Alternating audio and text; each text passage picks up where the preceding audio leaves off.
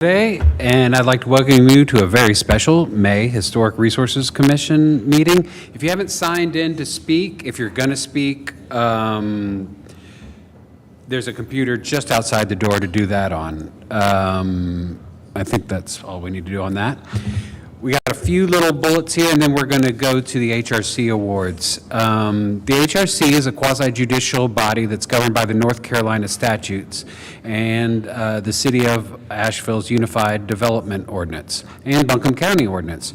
We're authorized to hear requests for certificate of appropriateness, alterations, new construction, and other work within historic districts, or for the alteration and demolition of landmarks, and other duties, which today includes Historic Resources Champion Award, but it also includes preliminary review of subdivisions, and as specified in the ordinance.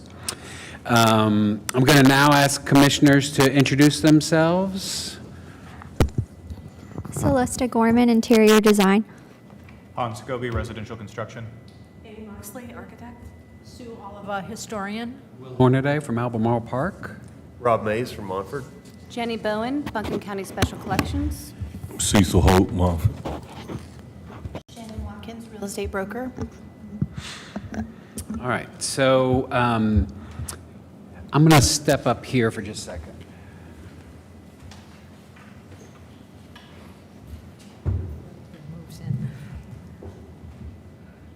Talking to this microphone, or nobody's going to hear us on. I'm sorry.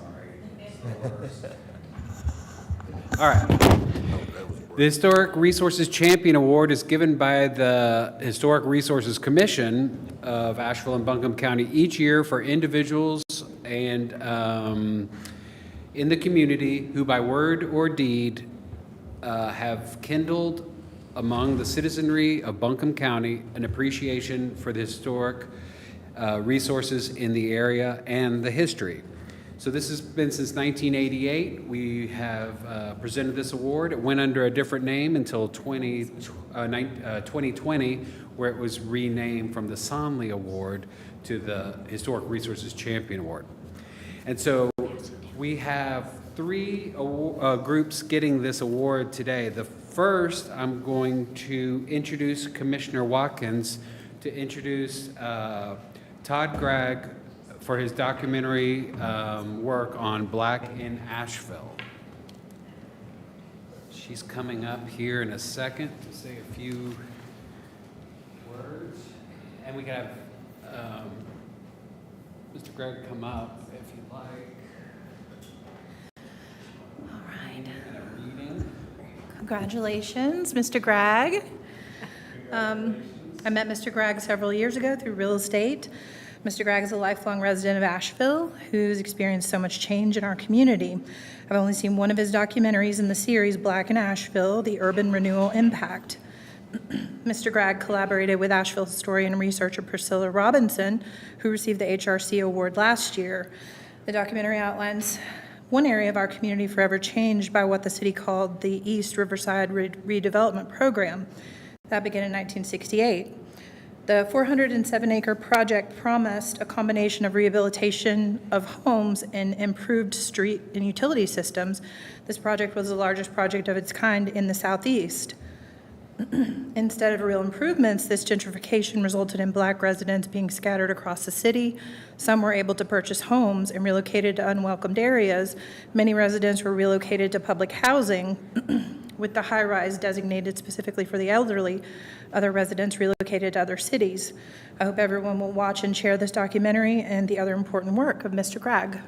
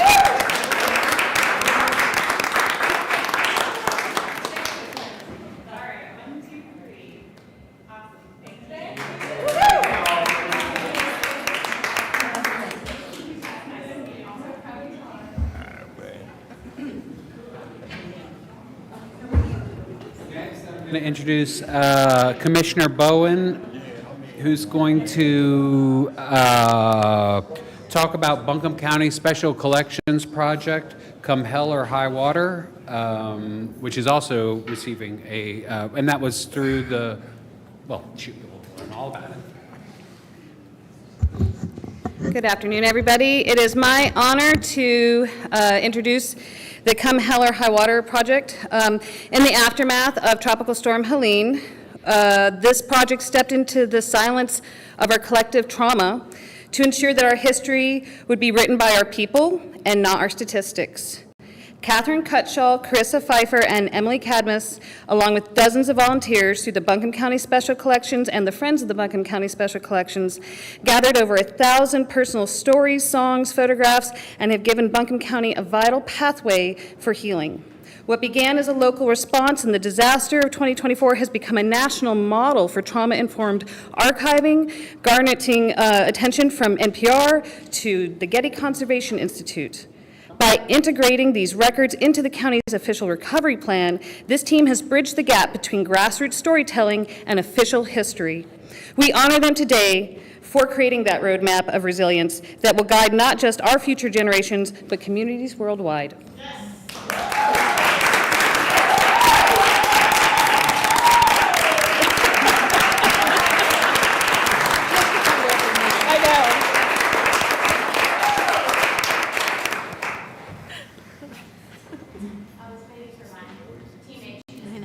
Okay, well, we can slow walk it. Yeah, slowly, I guess.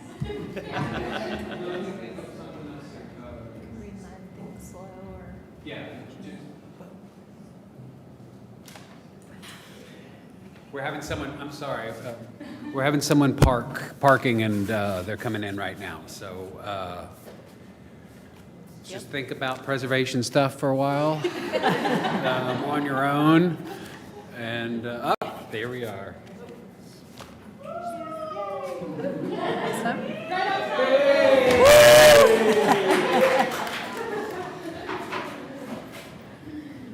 Okay. Stumptown is older than the well-known Montford community, with most accounts placing the establishment of Stumptown around 1880 versus 1893 for the Montford community. The predominantly Black Hill Street neighborhood developed adjacent to Stumptown in South Montford starting around 1900. Both areas were redlined in the late 1930s and later devastated by urban renewal. This group of Stumptown community leaders, including but not limited to Amy Worthen, Sophie Dixon, Rashida Hull, and others, have been working to bring the history of this community to light and educate our area about this important place. The Montford and Stumptown Fund of the Asheville-Buncombe Community Land Trust, investing in Black homeownership. This is a quote from their website I stole. Have you found yourself wondering about how we find ourselves with such a severe and consequential racial wealth gap today? Black families in the U.S. have about 5% of the wealth of white families. Consider the next fact. The wealth and financial security of most middle-class families is almost exclusively tied to the equity that grows through owning a home. So a fund of the Asheville-Buncombe Community Land Trust, they're partnering with the Stumptown to protect and create permanently affordable housing for Black families in Montford and the Stumptown Hill Street area. Congratulations.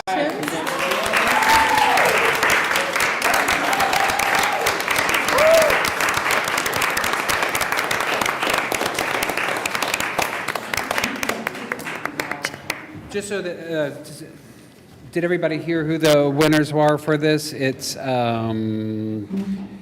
Historic Stumptowns Association. Oh yeah, Rashida, we all did that. And then STM Media, which is Elizabeth Garland, and then Garnett and Prose, which is Amy Worthen. Congratulations. Thank you very much for all your efforts.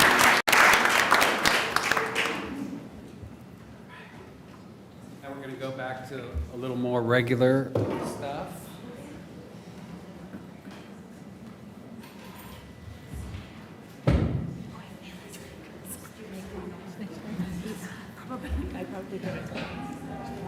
Thank you. Color of the. Woohoo! Congratulations, everybody.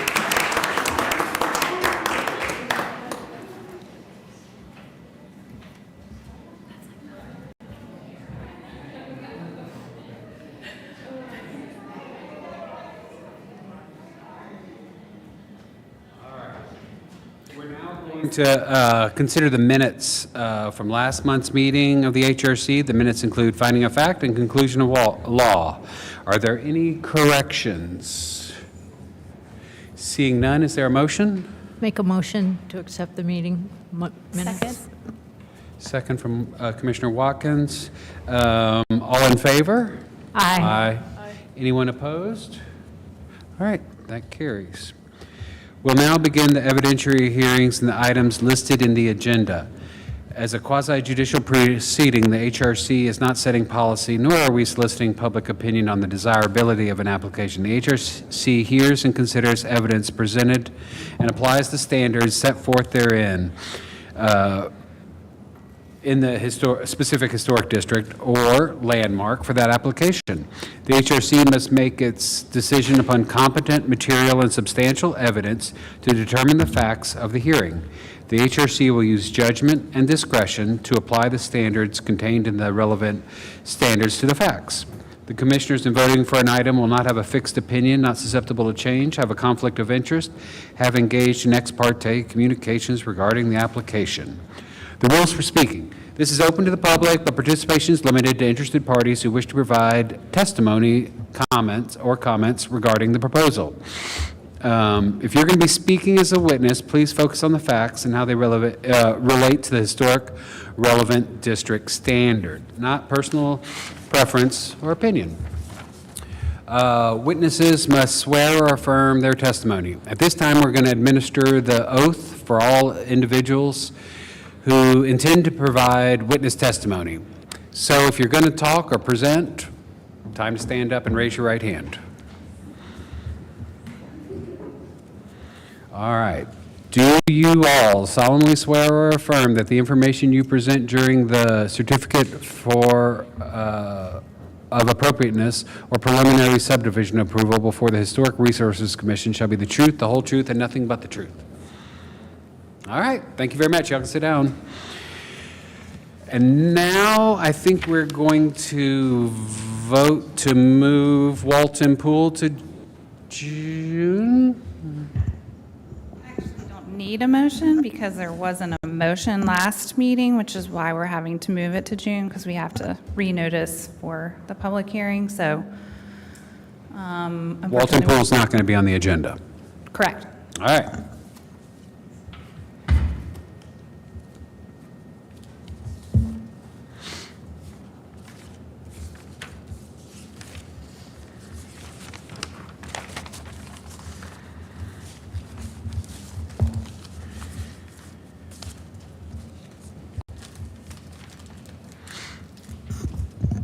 Okay. Thank you, Commissioner Hornaday, members of the commission. I'll just introduce myself since I didn't at the top for anybody who's watching at home. My name is Alex Cole, and I work with the planning department, and I'm the liaison to the commission. So we're going to jump in with an old business item for 265 Cumberland Avenue. It's been a few months since you all had this application before you. The applicant had to continue a couple of times, so they are with us today, and hopefully you had a chance to look at the revised plans, but they've submitted, just to recap, some basic information about the property. It is located on Cumberland Avenue, and they are requesting to modify the retaining wall on the right side of the driveway. If you were here for the last discussion on this, we talked mostly about the damage happening along the right-hand side of the wall. And there was some discussion about, or some concerns noted in terms of modifying the wall, since the standards say that the configuration of historic walls is important to retain. They did submit some alternatives. So this is what was initially submitted the first go-around. And then there's 4 different alternatives that are included in your packet. So the first one is basically just taking 2 to 3 feet out of the wall and moving it backward, but not altering the wall entirely at the street. And then these are the other 3 iterations that they proposed. I guess one question I have is, It seems like the way that the information was shared in the front end, that the issue was the interior part of the wall once you entered the driveway, not necessarily the curved piece of it. And so to me, what's visual from the street, if anything, is the most important to maintain. So I guess I, potentially could get behind or staff would potentially support maintaining the curvilinear shape as it comes from the street, and then potentially moving the wall back if that was something that the commission thought was practical to solve their problem. So that's those are my thoughts on this. Still kind of, landing where I was before about maintaining configurations of historic walls, I think is important. And this one, like I think I said this last time, is actually fairly wide for some of the driveways in the district. There's a house next door to this, and I didn't measure it, but it's got walls that go into a garage that are probably, 8 feet high, and there's space to drive one car in there. So there's definitely other, narrower driveways were more common back then, I guess is my point. But this one, especially at the opening to the street, is pretty wide, so. Any questions for me? I did also want to note that they included some fire safety text in there.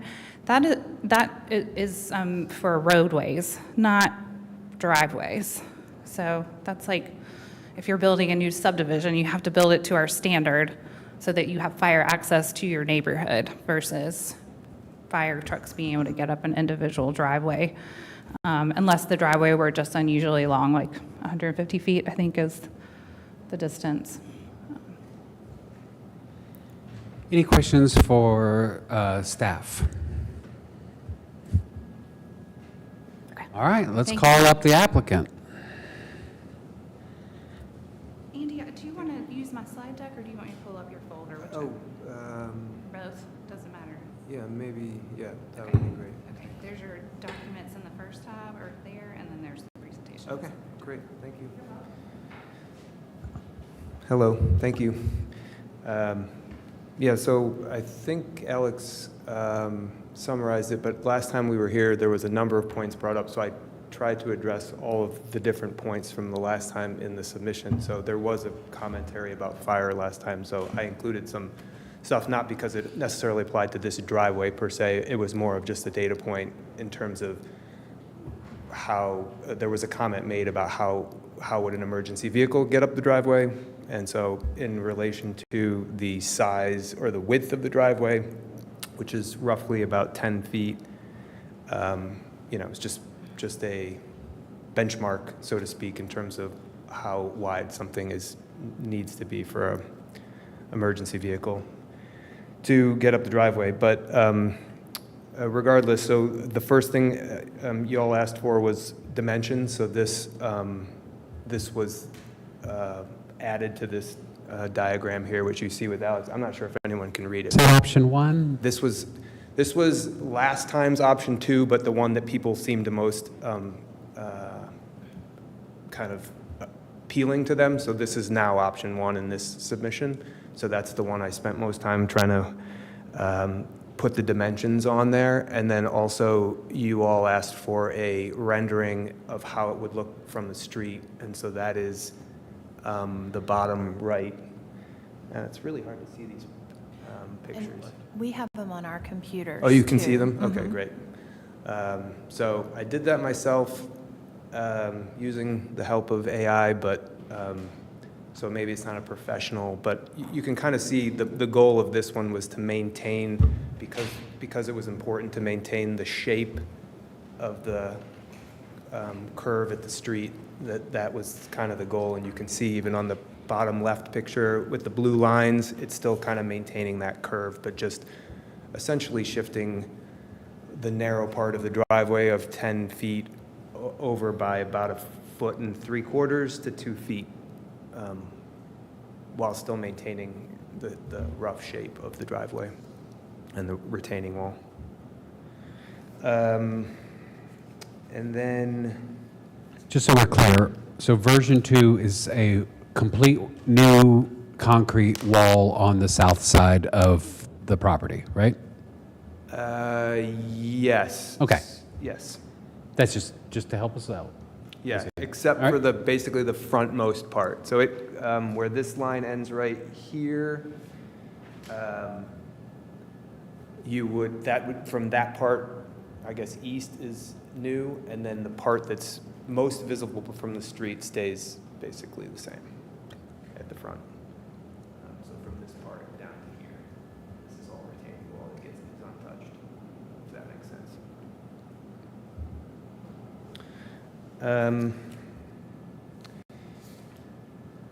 Last time it was asked also if the retaining wall was, beyond the damage that you can see in the pictures, if the retaining wall was leaning, and I guess I didn't have really a good answer to that because I hadn't paid attention. So I put pictures of that retaining wall lean also in your packages. And then the other options were, again, just to address some other points made by the commission. Those are just there. Oh, and then the only other thing that I was given was access to the folder from Alex for 230 Cumberland Ave. It was brought up by the commission last time that they had a retaining wall that was approved for basically doing something similar. So I just reviewed the submission. Didn't actually see anything related to the retaining wall itself in there, but it was brought up that they were approved last time. So I think that's all I have to address everything that was brought up last time. Let me ask a quick question. So the sweeping entrance at the front, all four of these are changing that in some way, most of it? So all the other options were focused on, so these various other options were all focused on the kind of the radius, so to speak, of Right. that.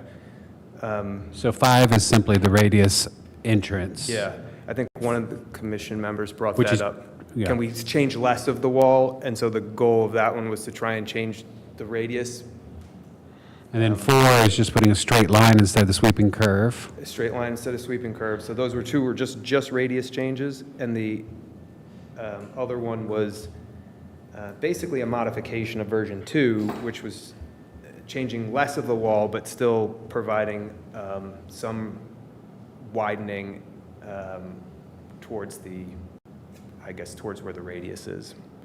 Okay. So, Commissioners, question for the applicant? I have a question. I'm trying to sort of get the difference in my head. I appreciate the photorealistic rendering, that's helpful. Between version 3 and version 2, obviously 2 is a lot longer. My concern is with the leaning part. I feel like if we don't, like, we might as well address it now while you're here, or you're going to be coming back in a few years when there's Right. heavy flooding or something, and it's leaning even more so, and you are having to deal with it. So if it's a way to, like, get it, prevention over a cure, is the leaning part, that looks like it's closer towards the house. yes. So then the only way to really address that would be version 2. Yes, correct. Okay. The biggest lean is definitely the part that is closer to the porte cochere. All right. Other commissioners? Version 2 is your preference? Yes. Okay.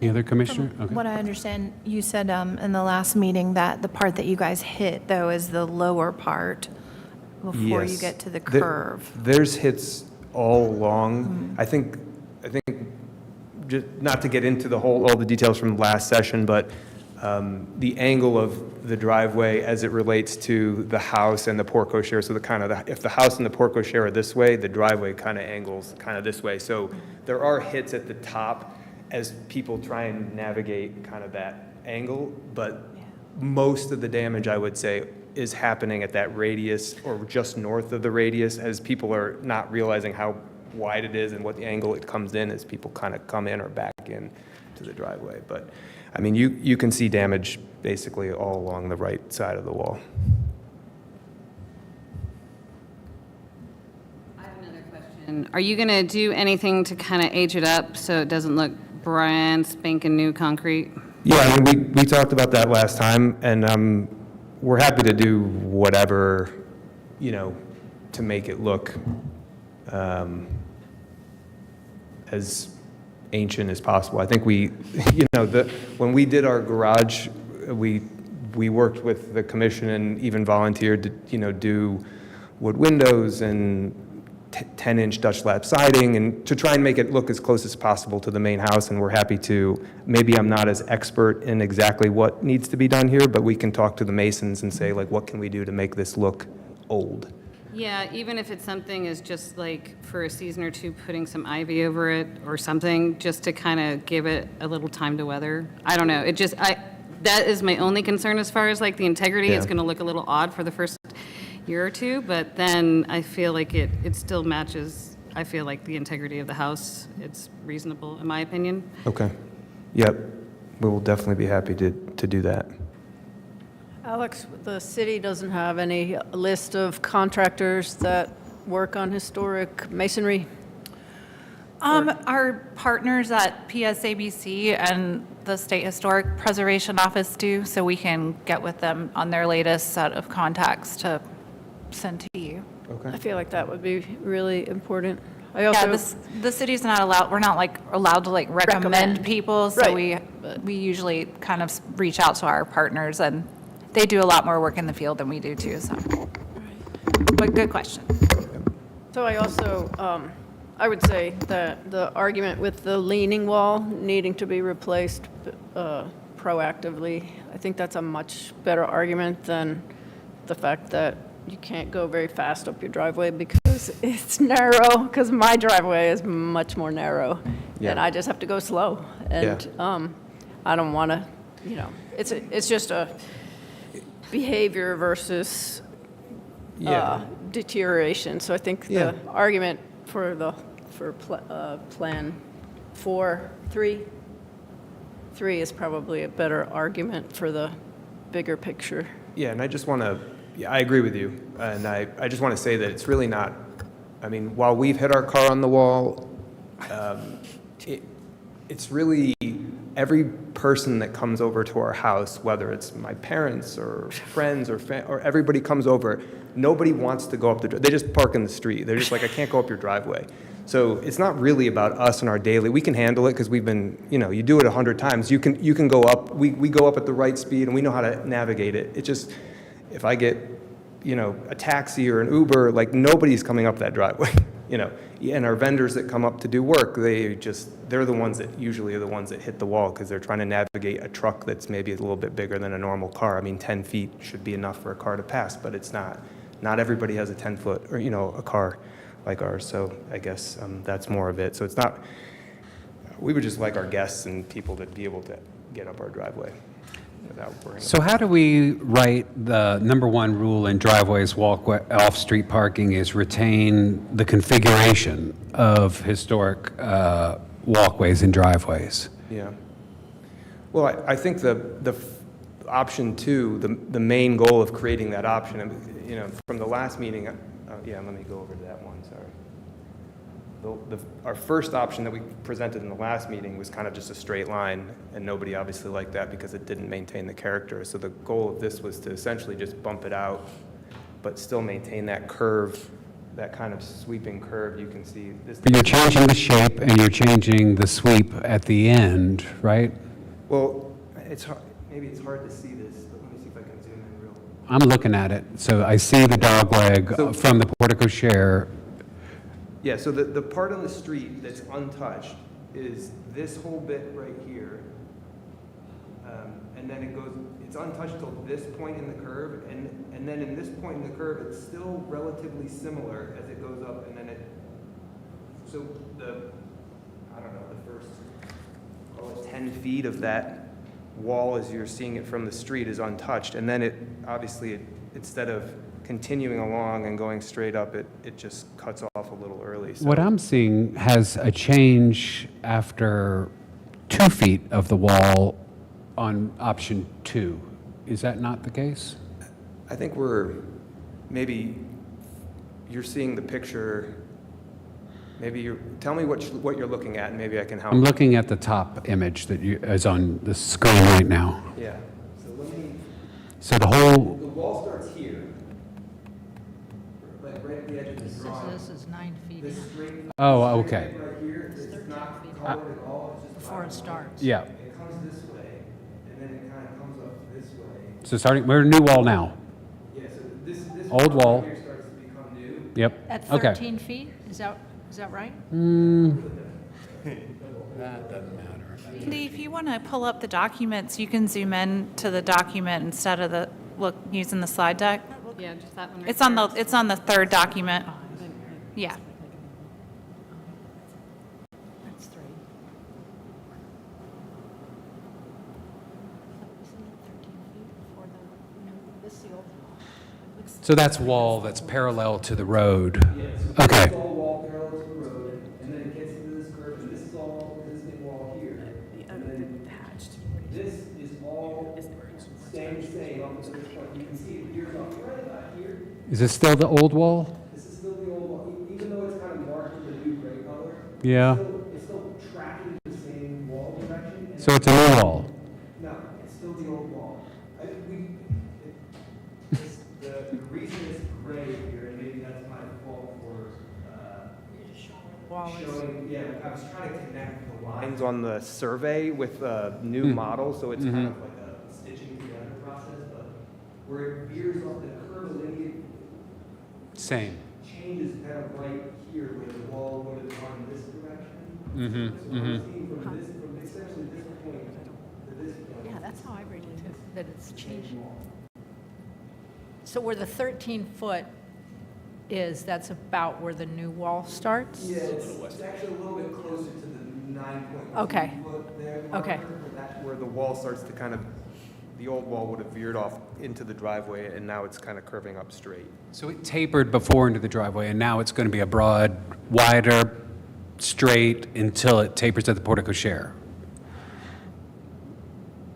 I think the biggest thing that's closest to the road that you're seeing is that the curve of the wall, which used to go kind of from here to here, this is kind of a bi thing, now it's just, it shortens the curve and it goes to this point here. And it's a straight line until it It goes a straight line, tapers up. which it tries to follow, the existing wall straight line, and then it just tapers back to the existing portico share, so yes. But that wall's at 12, so what does it become, 15? What does it become after, like in the middle, where, scroll up a little? How much new, you mean? Yeah, the new wall, Full length? Yeah, so it's oh, that becomes 12.5. Yeah. So the distance of the existing driveway is 10.5 feet, and then you're adding 1.2 feet to get to this new. So the new width of the driveway will roughly be about 12.5 feet, going from 10.5 feet. And since it's mostly, so from this point where it's marked 10.5 all the way up to the portico share, it's 10.5 the whole way. So it'll be 12.5 from that point the whole way up until the portico, up until this point, and then it basically goes back down to 10.5. So to answer my question, how are you retaining and preserving the location, configuration, and materials of intact character-defining driveway?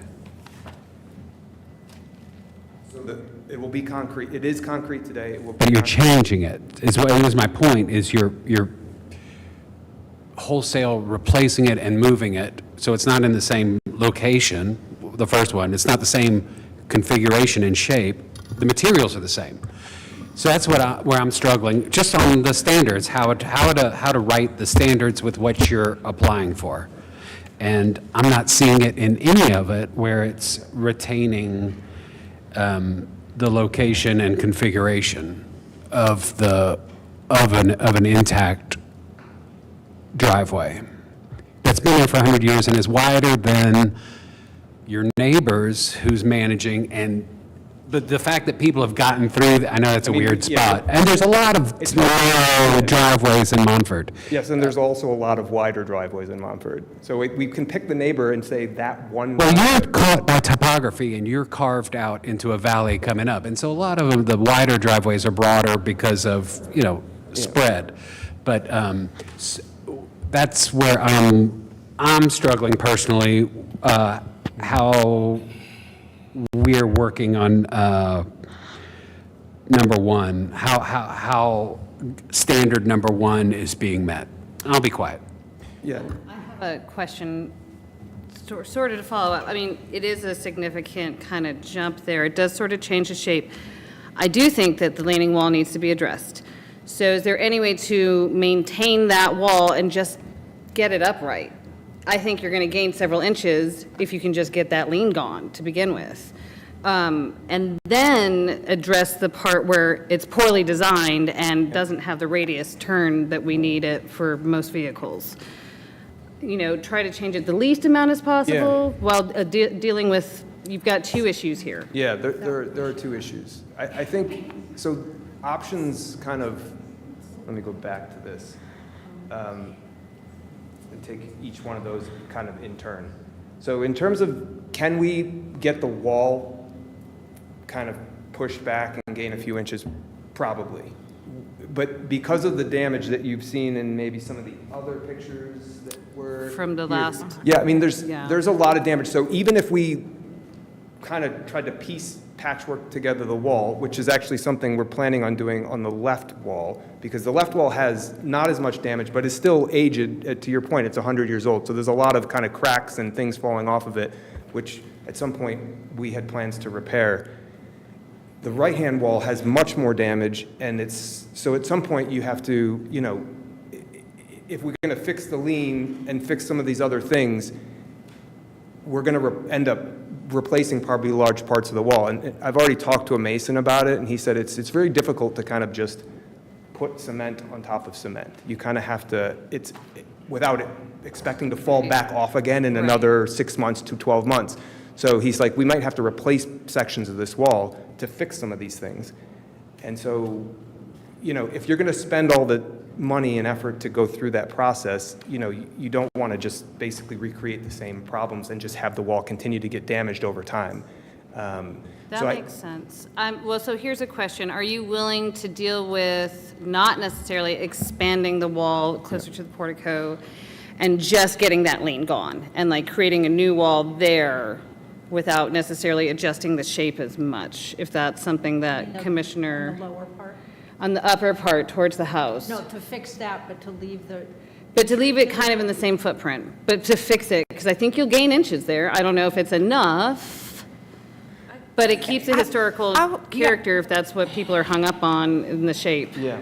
Yeah, I was going to say that ordinarily we would review repair of a wall, like even if you had to if it was like falling down, like we did with, well, not a good example, but most walls we look at it minor work.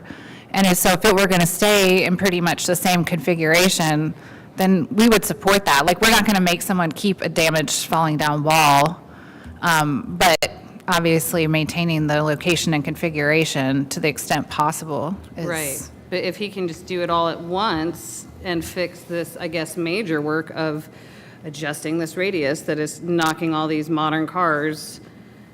I feel it's reasonable for us to see what we can do. I don't think it changes the whole neighborhood is not going to freak out by changing the radius of this curve.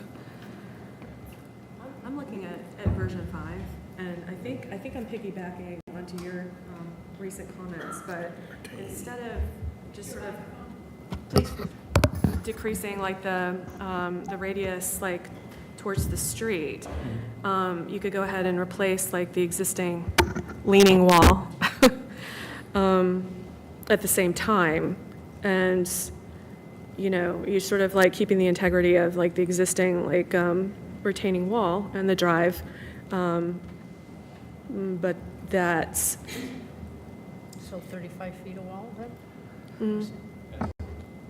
Yeah, it's old and cracked and leaning. Yeah. So I'm just wondering, if that would be in play, or anybody would be kind of on board with that.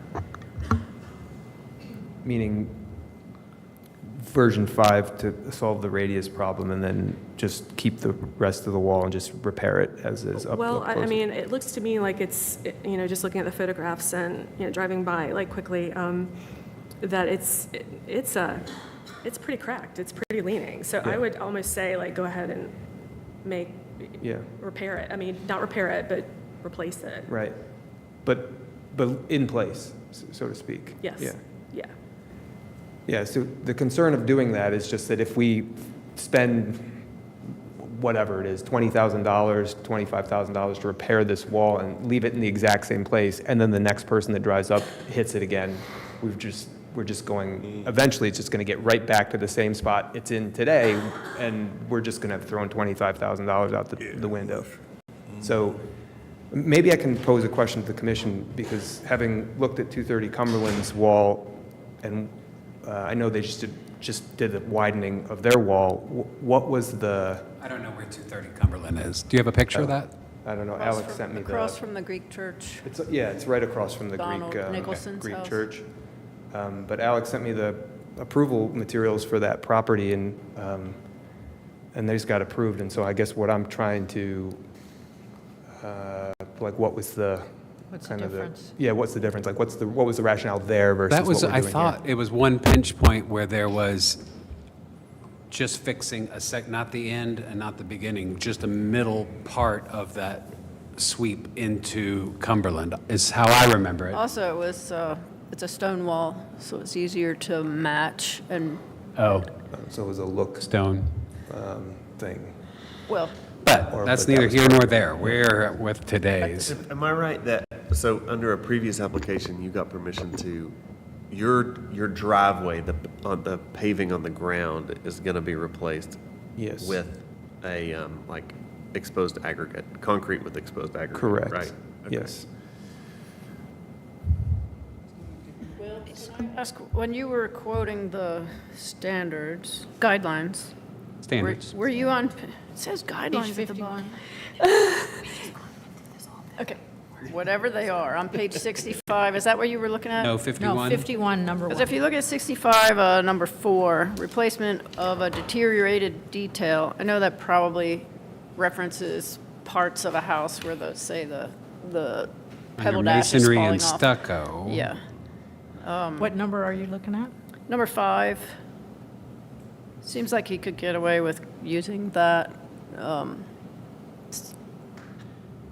standard. So what would be the deteriorated portion of this wall? The leaning wall.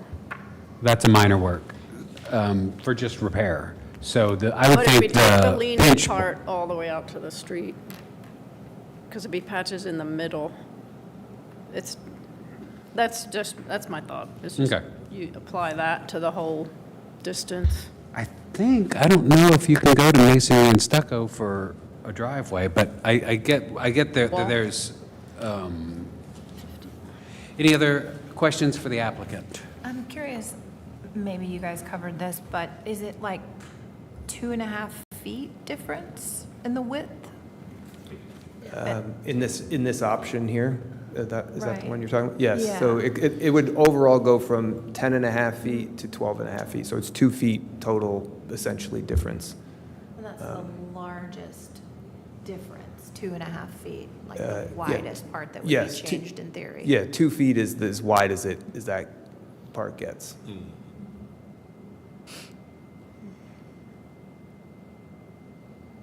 Yeah, I think it's just an I mean, I take your point, Mr. Hornaday, and I think the goal of this was to try and balance, and I'm not a standards expert, so I don't really know how you can interpret that, but I think the goal of this one was to, while it is replacing a fair amount of the wall, a lot of the wall is getting replaced, it was trying to maintain the character of the wall by keeping a radius at the front and keeping the same angle as it goes up.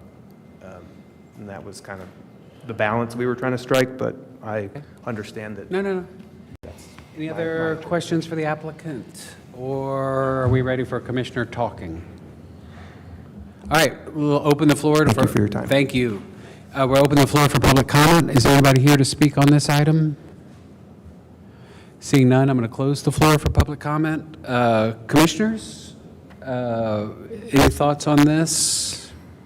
I would say, like, in looking at it, you know, we're all jumping around in different areas, and so I'm not really helping with that because I'm adding in a new one. But, you know, technically, when I'm thinking about this, I'm not really considering this as like a driveway repair, or it's more of a retaining wall. So when I look at the retaining wall one, I mean, it does say replace in kind any portion of a historic fence or wall that is damaged or deteriorated beyond repair. You know, I don't think his is in a state of disrepair at this point, but I think it is on its way there at some point to where it's going to keep leaning and it's eventually going to need something to happen. And it does say match the original in design, configuration, texture, material, and color as close as possible. So it does leave out the part about technically the exact location, because we want to preserve things, but if we know that this might be an ongoing issue even after repair, I think it is smart to, you know, to keep it, when you do repair it this time, thinking about the future of not having to keep repairing the same issue that's going to keep happening, especially with it being kind of a minor relocation. I see it from lots of sides. I'm seeing everyone's sides. I just, my opinion is it's more of a wall standard versus a driveway. Thank you. Other commissioners? Yeah, I think for the location, when I look at number one, to preserve the location, configuration, and materials of intact character defining historic walkways, driveways, and off-street parking, to me, yes, we're moving it a couple feet, but to me, I guess, location to me, this still is the location. It's not like we're doing something radical. This is not a radical change to me. I just want to clarify that I think the standards for walls are applicable, not the standards for driveways. Right, I'm looking at walkway, okay. Yeah, just, But you said page 51, number one, that's why I'm looking at. 37 now. Now we're on 37? I still have the same. I mean, I guess the biggest question is, how do you make it look old once it's repaired? I'm sure that there's experts that can mix up some dirty-looking something up there. Leslie had some kind of idea last time at that meeting. You said something about making it look old. Buttermilk. What? Buttermilk encourages the grow the moss. Okay, well, I tend to be like, I think it's more about the wall also, like Celesta said, but it is leaning more than I thought at the last hearing, and I think that overall I'm okay with replacing the whole thing, because I know that we don't want him to have to come back in the future. We don't want the wall to continue to be damaged. So I'm pretty much in favor of letting him set it back the 2.5 feet. so We that's have to the, decide which version we vote Yeah. on, right? through them in order on the screen. Is that helpful, or do you guys want to Well, just make up your mind on your own? Well, I Wasn't think it version we're two? just- I think we're just between number one. Well, that's just number two. number two, I thought he said. I think we're kind of there. I was just going to make a point that if it is a problem that it keeps happening and he has to keep or whoever future owners have to keep coming back here, every time it gets replaced, that wall is going to look new again. So just fix it once, and 100 years from now, it'll look great, and it'll still be standing.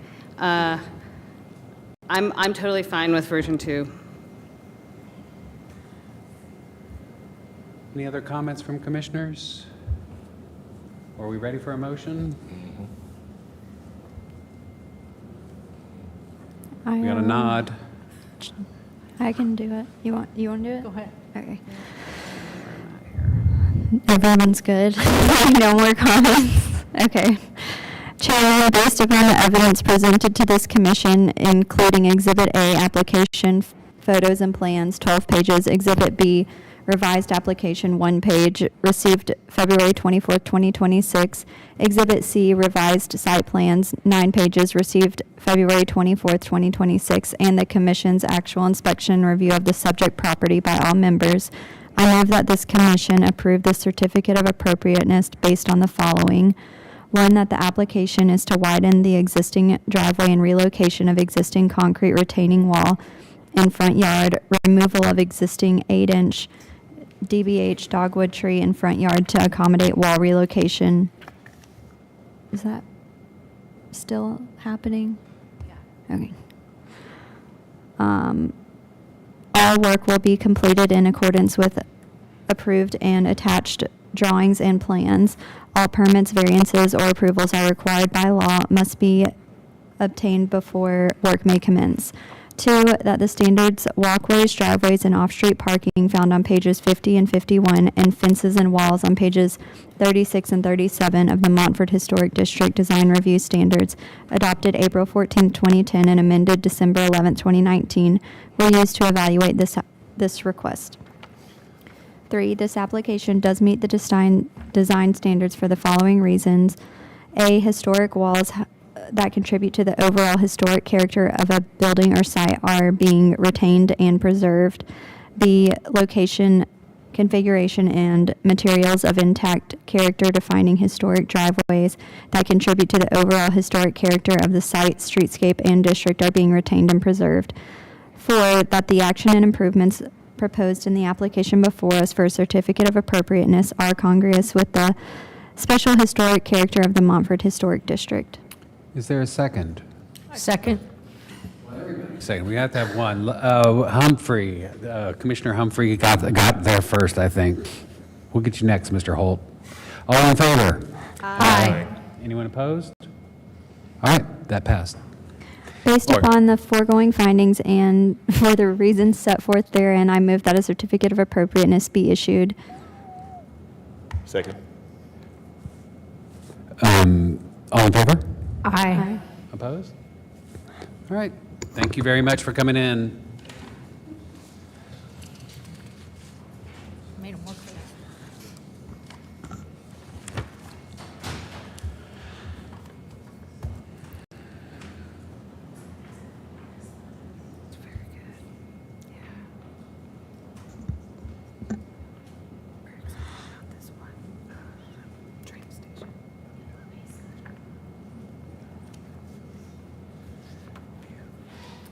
Alrighty, we're going to go down to Biltmore Village for a little bit. So this project is at 30 Lodge Street, which is the historic train depot that thankfully was purchased by a new owner who's going to restore the building. Hooray. And so I'm just going to walk you through the scope of work. Just as an FYI, there were a handful of things that were approved via minor work, like some minor exterior repairs, and of course the siding needs to be repainted. So just FYI on that, that was noted in the cover sheet in their plan set. So just wanted to note to you all that those were items that we had already approved. All right, just some photos. So kind of like one of the primary things here is if you've been to the Village Wayside in years past, there are these 2 glass vestibules that were built on either side of the porte cochere. The porte cochere was enclosed at some point with the brick knee wall on the sides and glass. In the picture on the right, you can see the interior of one of the vestibule to the left of the porte cochere. So all the original brackets are in there. It's pretty awesome. So they're actually going to remove the vestibules from the building. And so all of those beautiful brackets will be visible again. So that's a very exciting part of this project. This is existing and proposed elevation drawings. As you can see, they're installing 2 new wood doors on the front of the building that will match. There is an existing historic door that is inside the building right now, and the new doors will match that existing door, those half-light doors on the front. They're also on the front elevation. I'm going to get this wrong because there's a lot of things happening with this project, but I believe, so like the other thing is they're going to change the glass in the porte cochere, and then they're going to take out the leaded glass. It's not original to the building that's on the porte cochere. And this is just section drawing, so you can see kind of like what's happening within the space once the, like existing with the vestibules there. So as you can see, there's a window on the left that will go away for the door, as that was an original entry door. So they had like a men's and women's side to the station. This is side elevations. There's nothing happening in terms of the south side, but you can obviously see the side view there.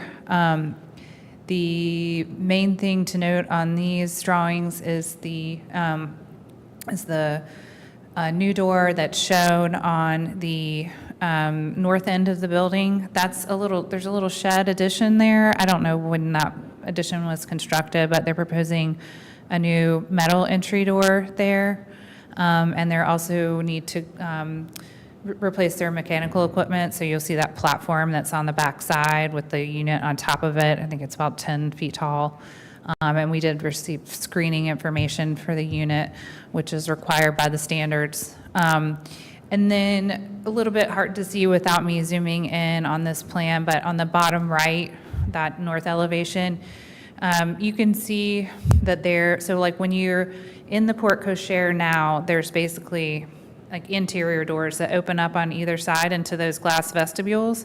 And so they've got to replace that to make them more functional exterior doorways. So if you looked at the materials document, it's got the door schedule in there. And so they are proposing like a aluminum storefront type entry door. So there's a full light glass door with a full light transom and a side light. So my note in my comments is just that I think that there's probably more appropriate materials for those doors, especially on I think all three of them really, I don't think are consistent with the character of the building. So that's my main concern. I did also note that I asked the applicant for a couple of additional things. One is clarification on the outdoor dining areas. This building is identified as a landmark building in the Biltmore Village standards, so it's kind of, it's not like doesn't carry the local historic landmark designation, but there is a separate section for landmark buildings within Biltmore Village. And that section does say that we need to review things like outdoor site furniture, so that can come at a later time if they don't have that information yet. Totally understandable, but I just wanted to note that to you all. The other thing, and I think we've got... Is that a major work? The tables and chairs? I think it depends. I mean, it is kind of a subjective decision. I think the last outdoor dining thing we did bring to the commission, even though it wasn't a landmark building. It was a property on All Souls. I don't know if you all remember that. It was a long time ago, pre-Helene, where they wanted to do a little outdoor dining area adjacent to one of the cottages.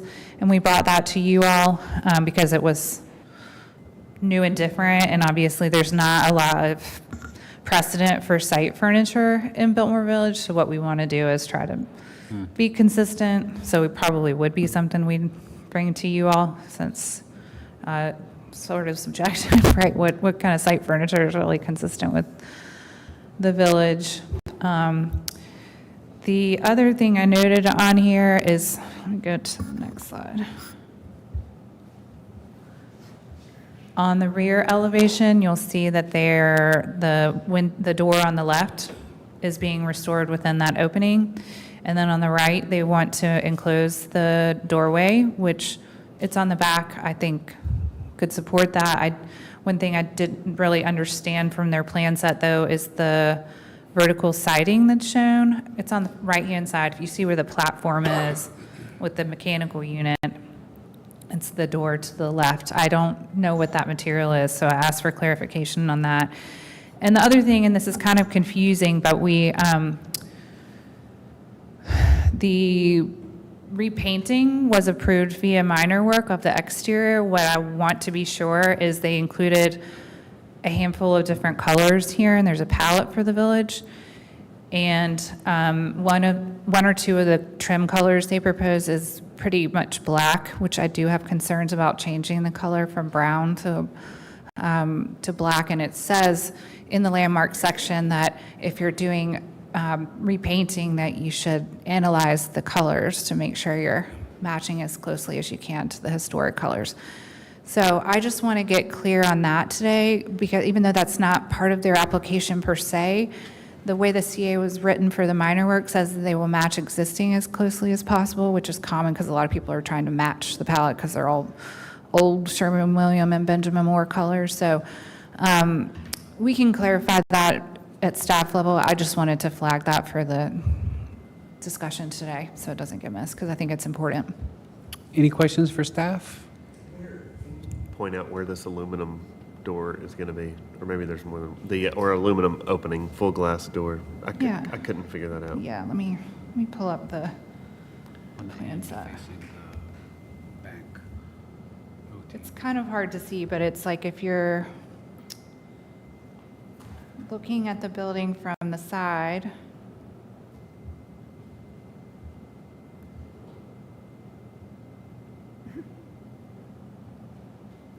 probably easier for me to show you here. So see on either side of the porte cochere, the doorways? So they're pointing like east and west? To the sides, basically. Because right now there are openings there. They just open into the glass vestibules, but obviously the glass vestibules are going to be gone, so they need new exterior doors there, which makes total sense. I just think maybe they could be of a design and material that were more appropriate to the structure. See if I can.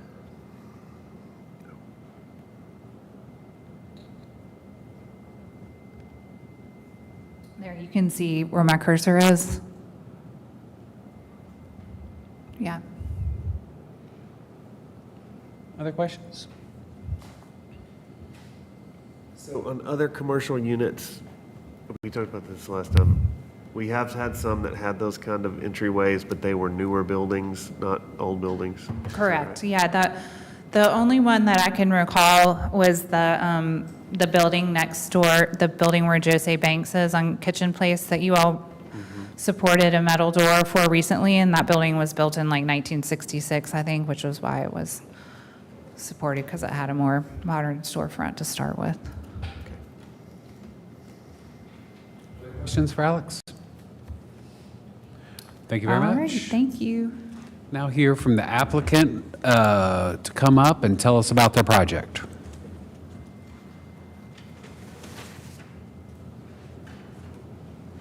If you want to use the slide deck, do you want me to leave your document? Your documents are on this tab. We have to relabel everything, so just let me know if you need me. I don't think I'll need anything. But Just let me know. yeah, so we're super excited about this building. What's your name? Sorry, Chris Reno. So super excited about this project. It's the historic train depot in the area. It's been a little bit through the washing machine with Helene. Got about 10 feet of water in the building. Overall, looking forward to bring it back into productive use and bring it back into productive use more historically accurate than before. So reducing the square footage and the footprint of the building, taking off those exterior wings to expose the original footprint of the building, the original woodworking as well, so that'll be visible. I think that's kind of, you've got the staff report, kind of walks through what we're planning on doing. We've provided updated information on the screening. The doors is, I think, the wood doors versus the metal storefront doors that was brought up as an issue, I think is an area where open to understanding the best way forward on that. I think one of the tensions is that we're planning on doing this as a historic tax credit project. And I think there's, I wouldn't say conflict, but at times maybe tension or different views between the NPS standards and maybe the local standards, NPS standards, and our conversations with them, like having some definition between what is newly added versus what is historic character, and not replacing things that look historic but aren't historic. But I think within that paradigm, that's not a large conflict, and I feel like there's a door out there that works. You're saying because originally the porte cochere was open and not, I mean, the walls on the side are not historic. Yep.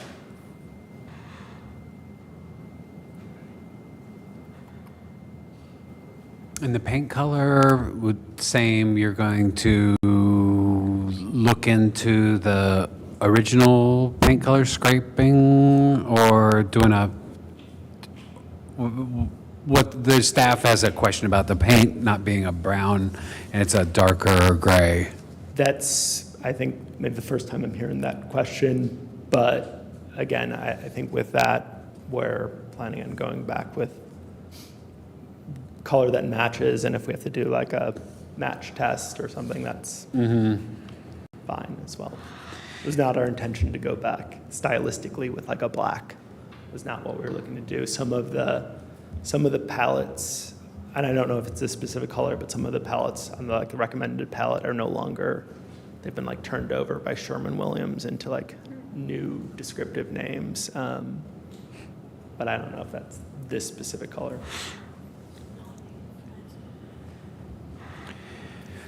I have a question, but it doesn't really have anything to do with our standards. You mentioned it going through the washing machine. It's gone through the washing machine many times. It is a site that gets flooded first every time. So as you're doing this work, are you keeping that in mind to make it as easy as possible on yourself if it happens again, when it happens again? Yeah. The interior finishes, we're trying not to go back with like drywall, for example. We're coming up with a lime-based plaster that's breathable for the building is our current thought, that can be sprayed down, that has some water resiliency to it. For the, kitchen area of the building, trying to come up with ways that we can make even that section more durable as a subsection of the building. And trying to go back with the mindset that You're on it, is what you're saying. The Yeah, flooding. that's wonderful news. Thank you for being thoughtful in that regard. We've probably been warned a lot. I drove through Biltmore Village like the night before Helene when it was raining and it was like already like 2 feet of water. And I told my husband we shouldn't be driving through here because I live right up the hill. I love this building and I'm super excited about your project. Yeah. Yeah. What kind of restaurant is it going to be? we don't have a signed Anyway, piece yet. we're going to try and keep this on the agenda and like keep the really local nice team. pizza. If you want to invite us to your opening. Okay, we're staying on. So on the west elevation, that's a metal door that you're proposing. I'm looking at That's on the west, kind of facing the O'Teen addition. Bank? No, on the addition, yeah, Yeah. the flat roof. Yeah, So that's a metal door? Yes. With that, is there a way to make that door more cohesive with the neighborhood and in the light placement on it? Because that is a visible, you can see that as you're passing the Southern Highland Guild. Is that what it is? Used to be. Used to be, yeah. All right, well, so I think that's an issue staff has, and I'm not sure of the answer on, I hear what you're saying where SHPO likes to have new looking like, a new edition, newer edition, look more like new instead of pretending that it's old. So I don't really know how to proceed on that, on the side lights, and I would almost like to hear what other commissioners think on that. So, but the first, the farthest west door, is there a way to make that a wooden door with a typical light opening on it instead of the small side light? What would a typical light opening? Like ones in, well, either, Upper third kind of square glass? Is that- yeah, I guess upper half, or like the rest of the windows, or the doors on the other elevation facing south.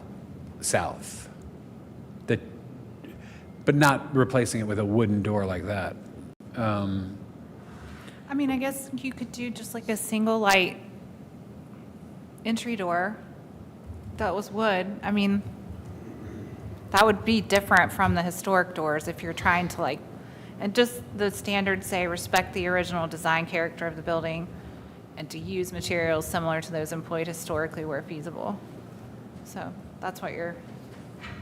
Yeah, I mean, just are you open to it being a wooden door and not a metal door? I think that's what we really want to see. That's what we want. Okay, so that's on the farthest west, and now on the, so the aluminum door that you're having on the portico share on both sides, that fan open, what is the material along the sides of the building, where right now it's probably brown and brown glass, or I don't know? On the side of so it's a brick knee wall, then there's some pebble dash, brown wood, some of it's trim, some. So this brown wood holding the plate glass in the portico, in the drive-through, the old drive-through part of the, okay. So I think having that aluminum in there might stand out too much and not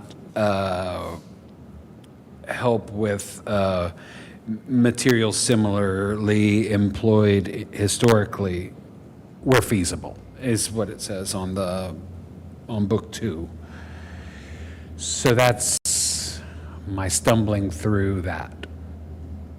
So is there a desk approval of a door that's, or are other commissioners okay with a desk approval of those Yeah. doors on the portico share? Yeah, From we staff? trust them. What door, is that door number 35 you're talking about?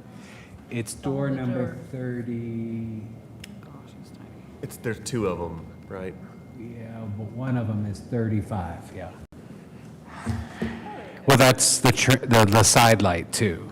So, Chris, what he means by desk approval is just that they could approve the application today, and there would just be a condition on the approval that you would submit revised door specifications to Yeah, staff. I think we're open to that.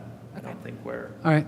aluminum doors are death on the project. I think that wood Any door. other questions for the applicant? The screening for the mechanical unit, do we talk about that? I think that Are you got good? That solved. got solved, okay, That's good. sorted out. So, All right. I think that's it for you. We're going to open it to public comments. Thank you very much. All right, we're now opening the floor for public comments. If anyone's here to speak on this, speak now or forever hold your peace. We got one, got two. I'm lined up. Sybil Argentar with Southeastern Preservation Services. I'm working with Chris on the project. And I just wanted to clarify, if it was not clear, all these changes to the port cochere, as well as that addition, are non-historic additions, and there were photos submitted with the application. So the enclosure, those doors, everything there is not a historic part of the building. Those are considered non-historic additions based on the nomination and everything. And so, and I think we just want to be clear, because we are using the tax credits, that those doors that go in there, wood frame or something like that, can be fine instead of the anodized aluminum framing. But it's not, in my mind, it's not appropriate to make it look like one of the historic doors on either there, on the port cochere, or on the end. So I think the materials of wood can be changed, but, to wood, but just wanted to clarify that. So those are all non-historic areas where these new doors are going in, so. Okay. Porte cochere, non-historic? No, the porte cochere was there. That's the original carriage drive-through, actually, for the train station. And the enclosure happened, I don't know if it was with Wayside or before that, but it wasn't until after 1976 that it was even enclosed and those glass wings were put on. So, Did you introduce, you did introduce But yourself. are you opposed to wood doors? no, I'm just saying we don't want it to, and the tax credit folks would not want it to be doors that match the existing historic doors. Wood framing is fine. I think we can work out something with that, wood framing and I hope whatever that instead of the between SHPO and staff, Yeah. that can happen Yeah. with y'all and move quickly. Right. So that's my only concern. We just don't want it to be like we're replicating the doors on the south elevation to the historic that are there. But the side doors should not be that replication. Yeah. Yeah. Any other questions for the, okay, thank you. When I'm Benjamin Mitchell, I've not been sworn in this evening, but I just wanted to. Let me swear you in then. Okay. Thank you for your honesty.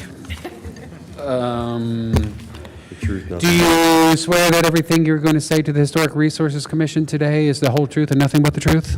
I do. There we go. Good to see you all again. Thanks for listening to what I can just consider to be one of the most thorough applications I've ever looked at. Mr. Reno and I had the good fortune to meet, I guess, pre-storm a few years ago, and it was a welcome piece of information when he told me that he was getting serious about investing his capital into Biltmore Village.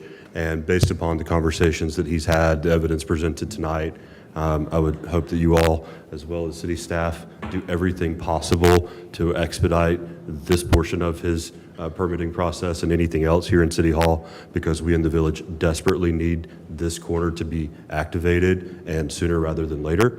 And I was very happy to hear that staff is going to be given the discretion to review some of these items that are relatively minor in the scope of a project that is going to be very much involved with the media and get national attention and so forth. So I think we have a good steward, and we're looking forward to dining in this restaurant. And maybe I shouldn't admit it, but other than my own office in Biltmore Village, I probably spent more time in this building than others. So we're looking forward to being customers here as well. Thank you. Thank you. Were you allowed to ask questions, public comment? Not I think so. I don't think so. I don't think so. Is there anybody else here to speak on this item? Otherwise, we're going to close the floor for public comment. We're closing the floor for public comment. Commissioners? We ready for a motion, or are there some comments? The way I think it's laid out is working with staff on 3 doors. And The paint.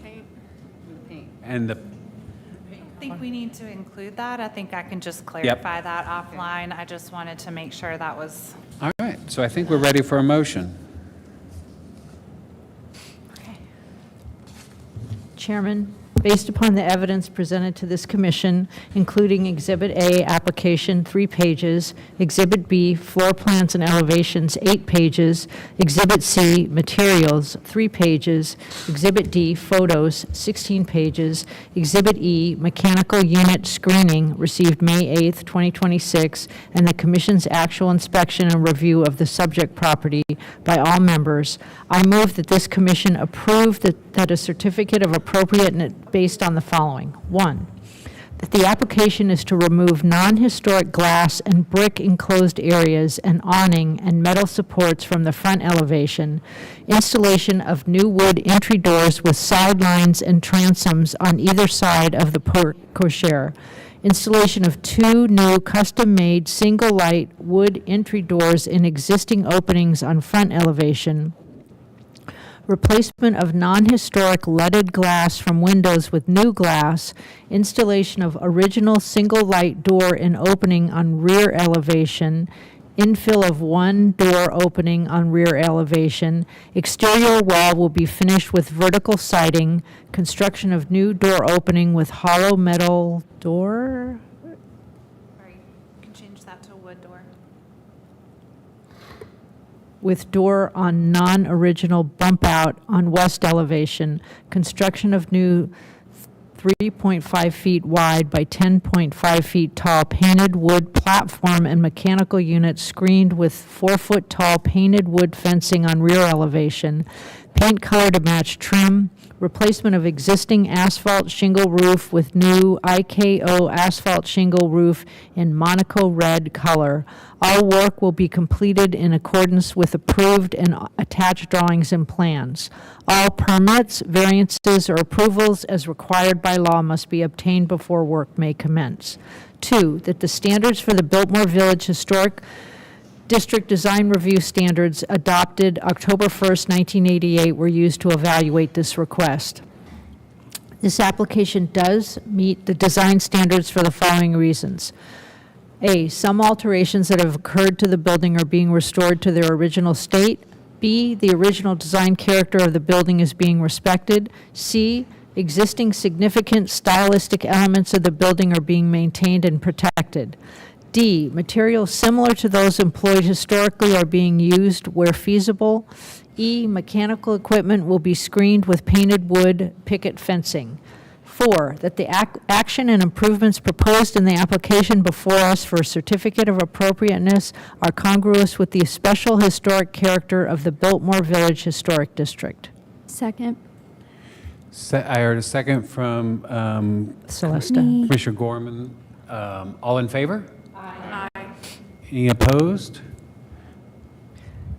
Based upon the foregoing findings and for the reasons set forth therein, I move that a certificate of appropriateness be issued with the following restrictions. 1, revised wood door specifications will be submitted for staff review and approval. Second. Is there a second? Second. Second from Gorman. All in favor? Aye. Opposed? All right. Thank you very much. 2 portico shares in a row. Let's go for 3.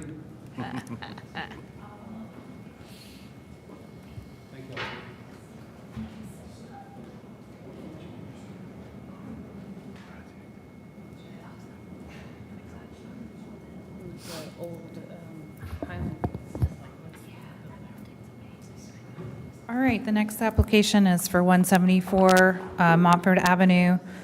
This is a very simple application for changing a roof line on the back of the house, so my usual site map and photo, and then just one other slide where there's, you can see the section of roof over the sleeping porch is flat, and they just want to change the pitch slightly so that water does not puddle on the roof and damage the building. So they're just changing it to a 312 roof pitch with asphalt shingle roofing that will match existing. So I'm not noting any concerns on this one. Any questions for staff? All right, thank you very much. Thank you. Does the applicant need to come up here? Yes. Yeah, you've been here. We can get both of you up here. That's right. So I'm Kirsten Milan. I'm the owner. And I don't really have too much to add to what Alex said, but I'm open to any questions that you may have for us. Any questions for Ms. Milan? This is because the roof leaks all the time, or? The roof definitely leaks. And when our structural engineer looked at it too, he was like, ooh, he's like, this is kind of held on by habit. He's like, We better vote before it rains. he's like, I don't know how it stayed on through Helene. He's like, you should attend to this now. So that's what we'd like to do. Any other questions for the applicant? No portico share? Sad. Build one later. All right. We're good, I think, for now. We're going to open it to public comment. All right, thank If we have any questions, we'll holler.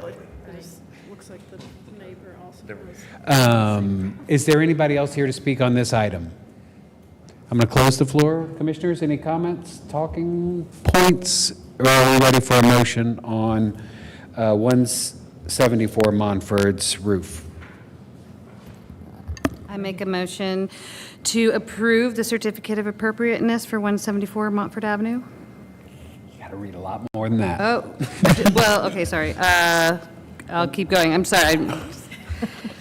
Chairman, based upon the evidence presented to the commission, including Exhibit A, application and the project description, 2 pages, Exhibit C, proposed elevation drawing, 1 page, Exhibit C, photos, 5 pages, and the commission's actual inspection review of the property, I move that this commission approve the certificate of appropriateness based on the following. 1, the application is to alter existing roof line over sleeping porch on rear elevation to change from a flat roof with TPO membrane roofing to a 3/12 pitch with asphalt shingle roofing matching existing. All work will be completed in accordance with approved and attached drawings and plans. All permits, variances, or approvals as required by law must be obtained before work may commence. 2, that the standards for roofs found on pages 74, 75 of the Montford Historic District Design Review Standards adopted April 14th, 2010, and amended December 11th, 2019, were used to evaluate this request. This application does meet the design standards for the following reasons. A, changes to the configuration of the existing roof will be confined to the rear of the house and not be visible from any public primary right-of-way. B, the roofing material will be asphalt shingle and dark in color, matching existing roof material. 4, that the action and improvements proposed in the application before us for a certificate of appropriateness are congruous with the special historic character of the Montford Historic District. Second. Second from Commissioner Gorman. All in favor? Aye. Opposed? Based upon the foregoing findings and for the reasons set forth therein, I move that a certificate of appropriateness be issued. Second. Second from Commissioner Gorman. All in favor? Aye. Anyone opposed? All right. Thank you very much for hanging in there. And I know it's after the fact, but I have a question because there's 2 proposals for the roof line, whether it's I think it's the, number 1. Not the alternative, but number 1. I thought didn't y'all just vote on this? yeah. Did you specify In the- alternative 1 or 2? No, there's just one option. 2. It's existing. You just can't, the roof is flat. Drawings have 2 On alternatives. the right-hand side is proposed and the left is existing. I had the same confusion, but I don't think there's 2, I don't think there's actually 2 It says proposals. back new elevation, back new The elevation top of the alternative. sleeping porch is flat. I understand that. So the one on the right is showing the angled roof. It's the wording on there, it says like alternative Something new, yeah. instead of proposed. Yeah. But that's what, yeah, that's good. what's happening. I just wanted to clarify. No, you're doing great. No, it's perfect. I know, I Okay, guess you just can ask next time questions. if you have a question. Startling Probably people. better to ask before the motion, so. I know. That's why I said, sorry. Okay, last item is 315 Pearson Drive. This application is for a handful of things. One is the porch enclosure. I didn't drop it into my presentation, but I did include the Sanborn map in the commissioner folder. The porch is not shown on the Sanborn map, so it looks like it was probably original to me. The porch on the back, sorry, let me jump ahead. This little porch. So they're proposing to enclose it to make a mudroom. And then there's also some window changes that I'm going to walk you through. So this is the existing and proposed elevations for the porch enclosure. As you can see, they kind of tried to incorporate, similar to the last porch enclosure you all reviewed, like a vertical siding feature below the windows so that it kind of helps still carry the rhythm of the porch railing forward. So just FYI on that. The windows are noted in the plans as being clad windows, but They need to be wood windows, so I think we do need a revised specification for that. They're also proposing to change a window opening on the front elevation, which is specifically not allowed by the standards, so I would suggest that they make the change on the interior to accommodate the counter height or whatever they're trying to accommodate from an interior programming standpoint. And same thing with the windows on the, shown on the side elevation. They're proposing to change the dimensions of the window openings on the bottom left-hand side, those two paired windows, and then also the farthest upper story right-hand window shown on that elevation as well. Those elevations are pretty visible, I think, if you're approaching the house from the north. This house kind of sits up on it's got a tall foundation. It kind of sits up a little bit on a hill, so you do see that side of the house. And I think, that's something that we've always treaded lightly on in the past, is modifying window openings for things like countertop heights is generally something we've tried to encourage folks to find an interior solution for versus changing the window opening. So those are my notes. Any questions? Any questions for staff? Nope. Okay. Thank you. Very much. Let's have the applicant come up and let's talk about your project.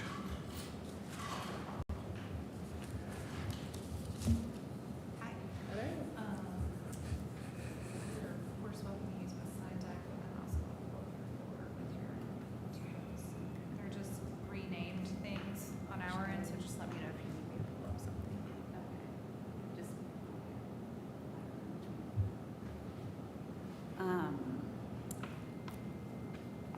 Hi, I'm Jessica Larson. So she basically said the gist of the project. There's two parts to it, like she mentioned. One being the porch conversion to a mudroom, and the other are the window replacements or options that we are proposing.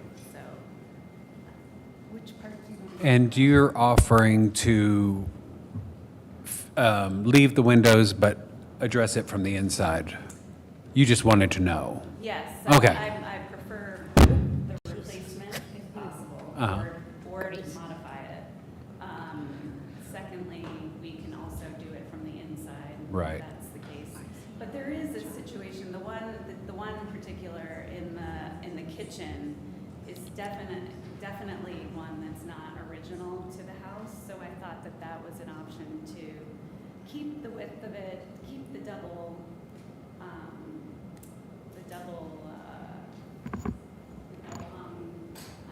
operation, but just adjusting it by 12 inches to accommodate the countertop, which there was a countertop there at one point,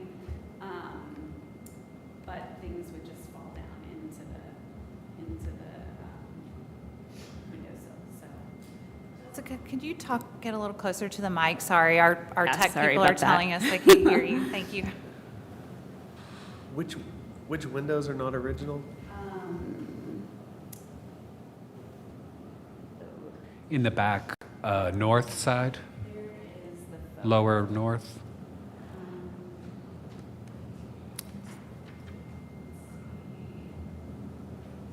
It's this one right here. There's no style, there's no little like the top portion of most of the windows on this house have the little mullions. And this one is clear glass, both the top and bottom, and they're newer. Am I right? And they're newer than the other ones. So I felt that was an option to potentially just bring the sill height up. The other two, I'm okay. We have a workaround for the interior, but I'm still open to discussing it as well. And then the windows that are entirely new are all just on this the enclosed porch? The three new windows will be within the porch, the new mudroom, which is well, there's going to be 2 windows here and a window on the other side. Let's go back.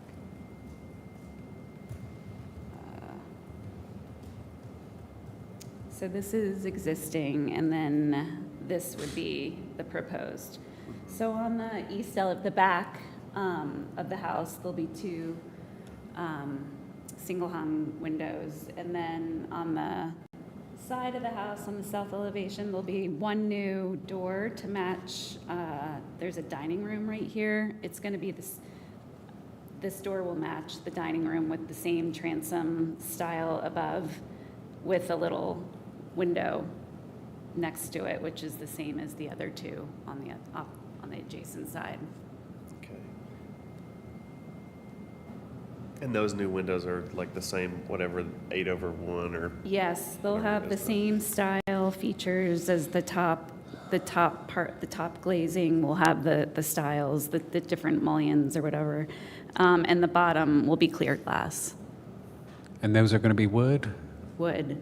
Okay. I think we put down Clad? aluminum clad, but we'll do wood. Okay. Whatever is matched to existing. Questions for the applicant? I have one.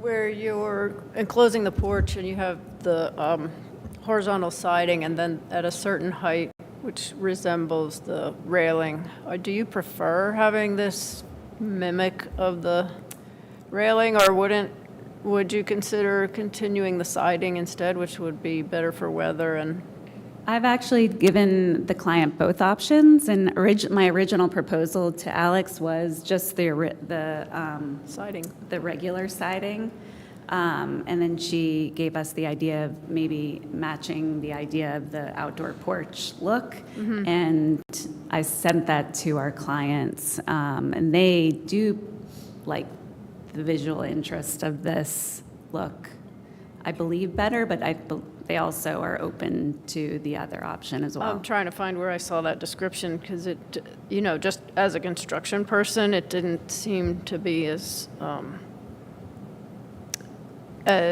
durable, as long-lasting as just using siding, which is meant for exterior siding. Do you remember where that is, the description of it? Oh, what I described it as? Yeah. I can read the project description. Let's see. Okay, on the exterior, materials and detailing are intended to reflect and preserve the visual memory of the original porch. The horizontal siding will match the existing house siding. Vertical trim will be introduced at the corners to suggest the location and rhythm of the former porch columns. The wall area below the windows will be articulated with board and batten siding to echo the vertical pickets of the original rear porch railing, and all paint colors will match the existing house. I really appreciate your wording, because it's, it's very clear and almost poetic. I just have a little trouble with the board and batten, because then you put the railing and then you have weather, and just doesn't. I don't think it's. All right, I got it. That's me. That's good. Any other questions for the applicant?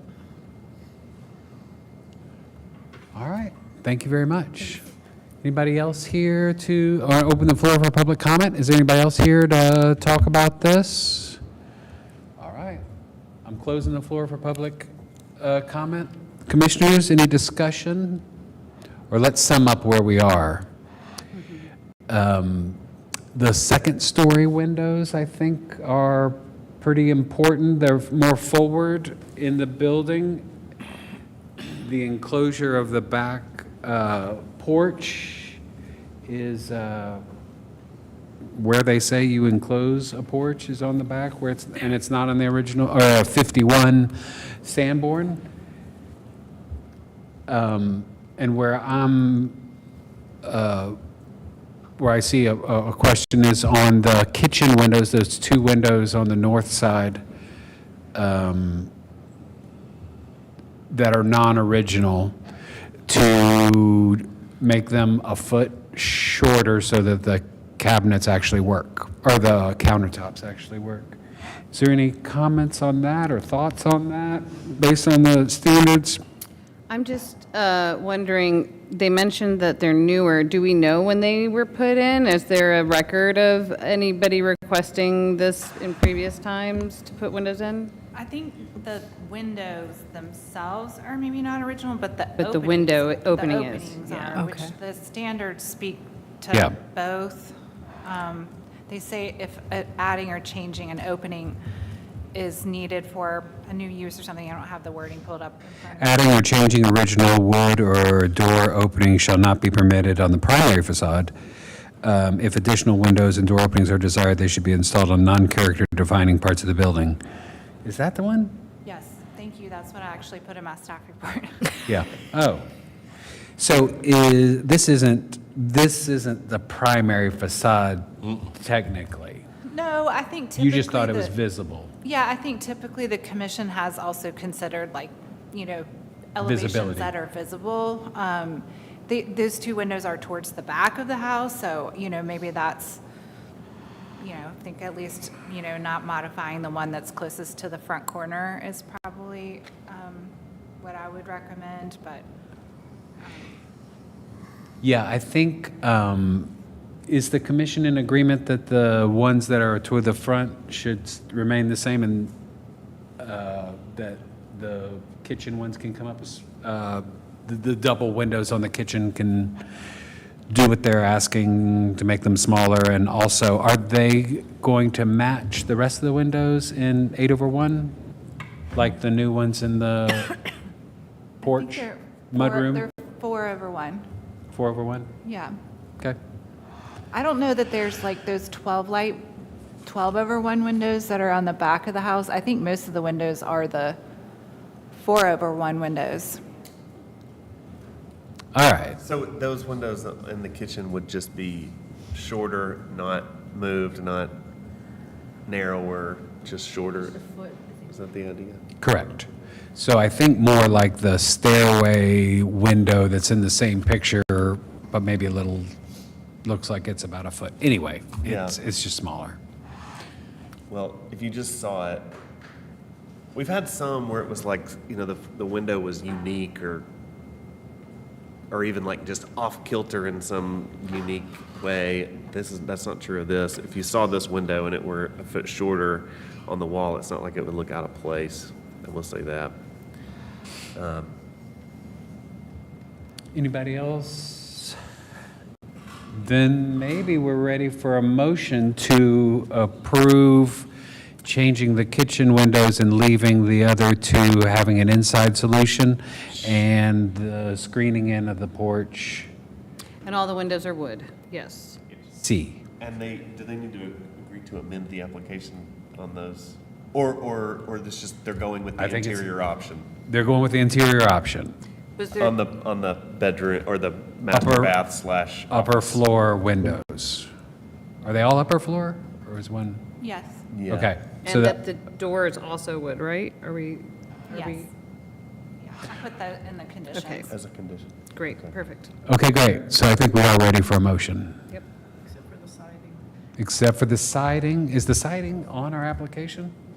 Yeah, she's talking about the, not wainscoting, but board and batten. Board and batten on the porch. We had one of these 2 months ago, an enclosure of a porch. And there they were using, I think we approved a concrete fiber panel with some other detailing. It was to mirror an existing porch, too. It was the same, like, architectural. Similar concept, yeah. I'm with you on the durability concern, although right now it's an open porch, which is maybe more of a... Also, it's an addition, but it's an addition to the house. It's not a porch anymore. I don't know the meaning of mimicking the porch to indicate it used to be a porch. I think you can kind of see that it used to be a porch. I think the consistent materials on the exterior would be better for an addition to the house. I guess what the standards say, though, is, and granted, in this case, it's I don't know how old this porch is. I guess it could theoretically be historic if it's 50 years or older at this point. But the standards say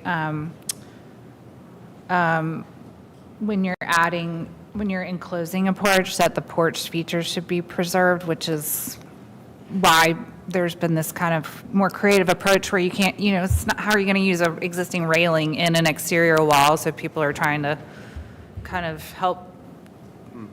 I think she put it more eloquently than I'm going to, but like translate it, you get the visual translation of the porch over time to some degree, just by the way it's designed, I guess. So. Yeah, and you see that on the sleeping porches when people leave the columns in place or the corners and the like detailed trim, even though it's been enclosed. Okay. I'm okay with it. Commissioner Humphrey? What about, what?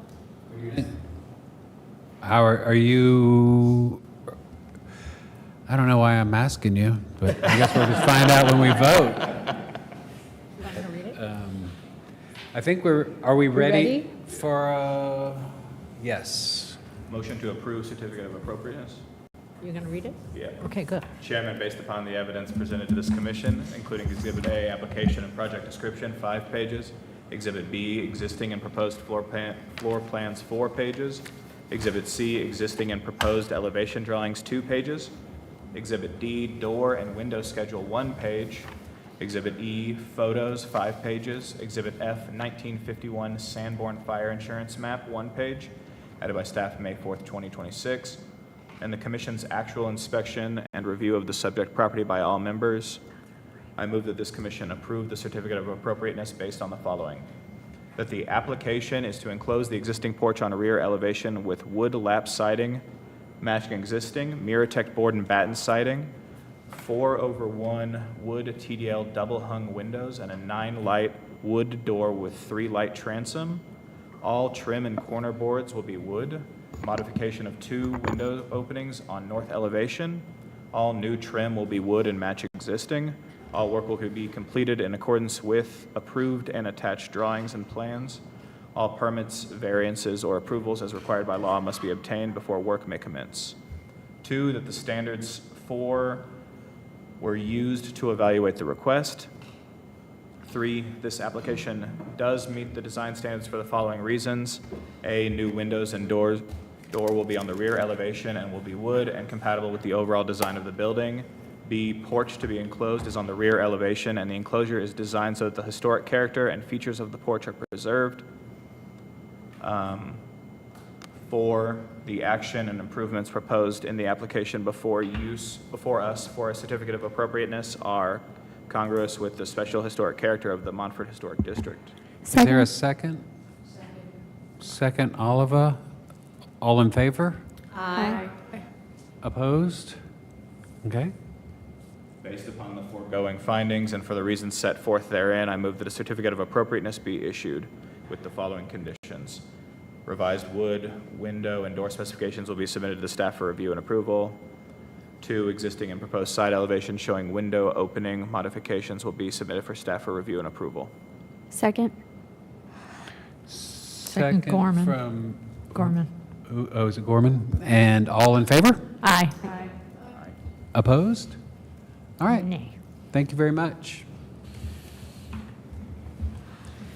And that closes the regular part of the meeting, and now we're going on to our other business. You and I talked yesterday, you mentioned taking a recess Oh, after I'm sorry. a break, We a just short hold break that. afterwards. Let's take a 7-minute break real fast in between these two. 7 minutes, is that what you said? 8. No, it's the perfect amount, 7. No question.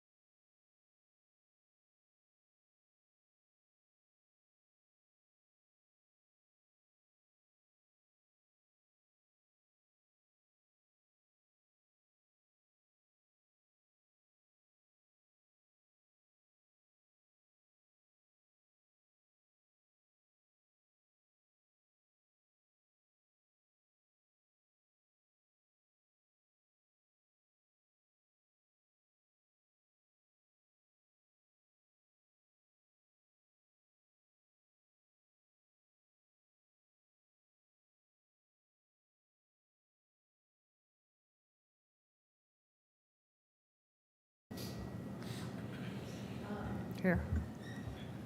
If you want to just go ahead and call the meeting back to order, I can just go through the last couple of, like, the just reminder items on our other business, just so we can get those out of the Okay. way while we're waiting. We're back. All right, thank you, Chair Hornaday. We've got just a couple of brief reminders. One is for the preliminary landmark application site visits for Friday at 9. We're going to meet at the Grove Park first and then travel to the Feldman House. So it's not mandatory, but if you can join us, we'd love to see you there. It's definitely helpful to get the lay of the land, and especially for the house and structure at the park, you'll want to see the interior because that will be definitely part of the discussion and the landmark review. So if you have any questions about that, just let me know. And then we are finally to the point of having all of our education event details firmed up. So that will be on June 12th. And it will be a lunch and learn at the YMI with Donovan Ripkema of Place Economics. He is he's a preservationist and an economist. And so he's going to be speaking on affordable housing and how preservation plays a key role in affordable housing. We're also facilitating a trolley tour before that. That will be a small group. The lunch and learn is open to the public and is like registration for up to 75 people. And then we're going to do a trolley tour for commission members and some other community partners. So I'll send out the details for the tour after the meeting, and you guys can just let me know if you want us to hold a seat for you. The tour will start at 9, and we'll wrap up by 11:30 at the YMI. So we're going to make a few stops: tax credit project somewhere downtown or Biltmore Village, Preservation Society's recent affordable housing project in the East End at Grail Street, and also then Dana Frankel, who is our downtown coordinator, will be sharing out on the city's Boosting the Block project once we get back to the YMI, and that will be, that project's about reconnecting the block to Pack Square and the rest of downtown, so. Tell me the date again. Yeah, it's June 12th. You'll send out more info, right? Yeah. Like, if you need to register or something, you'll send us a confirmation email or something? Yeah, there's a press release going out tomorrow with a link to the registration document, and I'll share that out with you guys so you can register. And then the trolley tour will just be, I'll email you and you can just let me know. All right. Okay, welcome to today's meeting. If you signed up to speak, and if you didn't sign up to speak, outside on the computer is a place to sign up and speak. I'll call your name in the order you signed up. As a reminder, each individual will have 3 minutes to give comments. Speakers representing those ceding their time as part of a group of 4 or more can get about 10 minutes. We will set a timer for each speaker and signal in about 30 seconds so you can wrap up. The comment period is limited to about an hour. All right, and staff will give a brief recap of the work the executive committee's done over the past 2 years since the amendments were proposed, as well as the final recommendations from the committee. Then I'll open the floor for public comment. And once that's wrapped up, we can move on to any other brief comments from commissioner members, and then we'll move on to a vote on the amendments. So, Alex Cole is going to tell us about some amendments. Oh my gosh, it's already there. Yeah, you guys have already heard this already. This is just information for folks who are joining us from the neighborhood or people who might be watching the live stream that didn't follow the work session a couple of weeks ago. So I'm just going to briefly go back through my presentation from that meeting. So as you all know, that early 2024, there was a handful of residents that proposed some amendments to the standards for Montford for addition, solar, windows, and fencing. The HRC discussed those at a regular meeting in April 2024, and the bylaws dictate that the executive committee is the body that helps to who advised the rest of the commission on things like amendments to the standards, landmark designations, et cetera. So at the time, we decided to convene the executive committee. We met, I think, 4 times across that summer, and to analyze the standards, the proposed amendments against other peer North Carolina cities, as well as the Secretary of the Interior standards. We had scheduled the special work session, unfortunately, was timed terribly. It was the day before Helene, so we had to cancel the meeting, unfortunately. And then because of all of the city's recovery work we've been focused on, we weren't able to pivot back to this work until summer and fall of last year. So the executive committee met several more times, and their recommendations were given to the HRC at work session in November 2025, which were just further consideration of the standards for additions and fencing. And then we did publish a survey in February that was open for about 4 weeks. That was a fairly simple survey based on what our communications staff thought was the best option, where we asked for the neighborhood to weigh in on the 2 buckets of design standards, if you will. And so then, of course, the executive committee and the rest of the commission convened for a second special work session in April, where the recommendations were made by the committee to the rest of the members. And we'll get into that in a couple of slides. And so here we are today, May 2026. Finally, we're ready to move on to other things, hopefully, and get answers for the neighborhood folks. So just as a brief overview, the executive committee is chair, vice chair. There's a second vice chair and a third vice chair. The current members are, of course, Chair Hornaday, Vice Chair Oliva, Commissioner Gorman, and Commissioner Watkins are second and third vice chair. And the executive committee membership did change last year when the new slate of officers took their seat, but there was some continuity that stayed on the committee, as well as the recommendations stayed the same across the members. I'm not going to get too far into this, but the statutes that dictate certificates of appropriateness requirements under North Carolina general statutes do not, or our Unified Development Ordinance don't dictate a specific process for amendments to the standards, which is both a good thing. You know, we usually because they can originate from community members or commission or staff at times, we tend to try to build out kind of a similar process where we're asking for analysis to be done, or we're bringing analysis to the commission or the committee first, and then trying to do a level of engagement that meets the ask, if you will.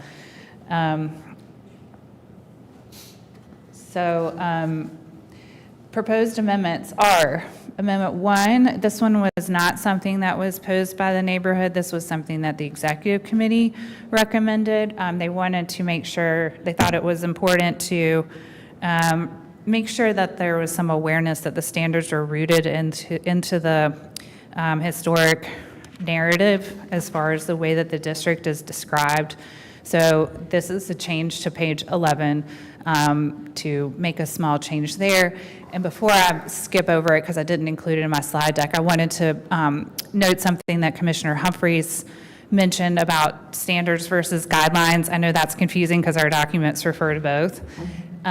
In 2018, there was an update to state statute that required preservation commissions to use the word standard versus guidelines, and we just haven't updated all of our documents. So that changed a while ago. So that's why sometimes we use them interchangeably, but we're really supposed to be using the word standards.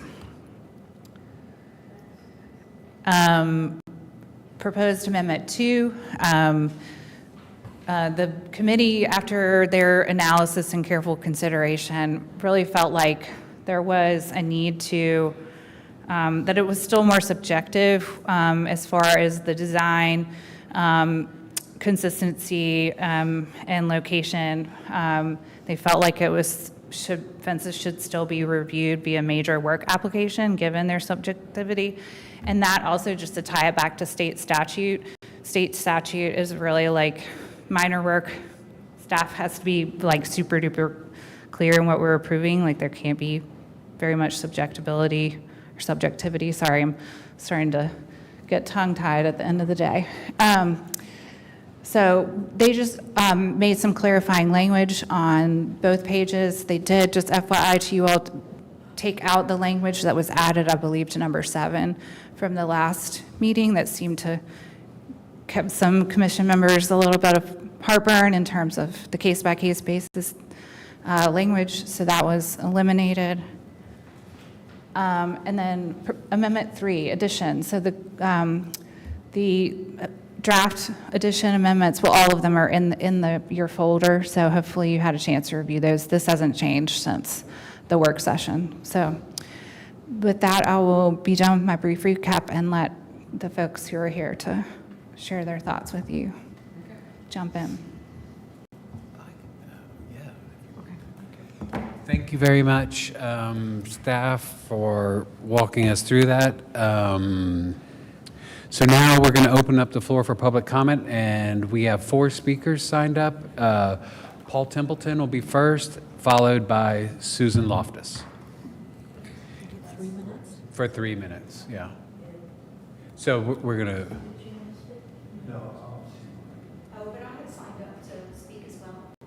Okay, so Paul says no? Okay.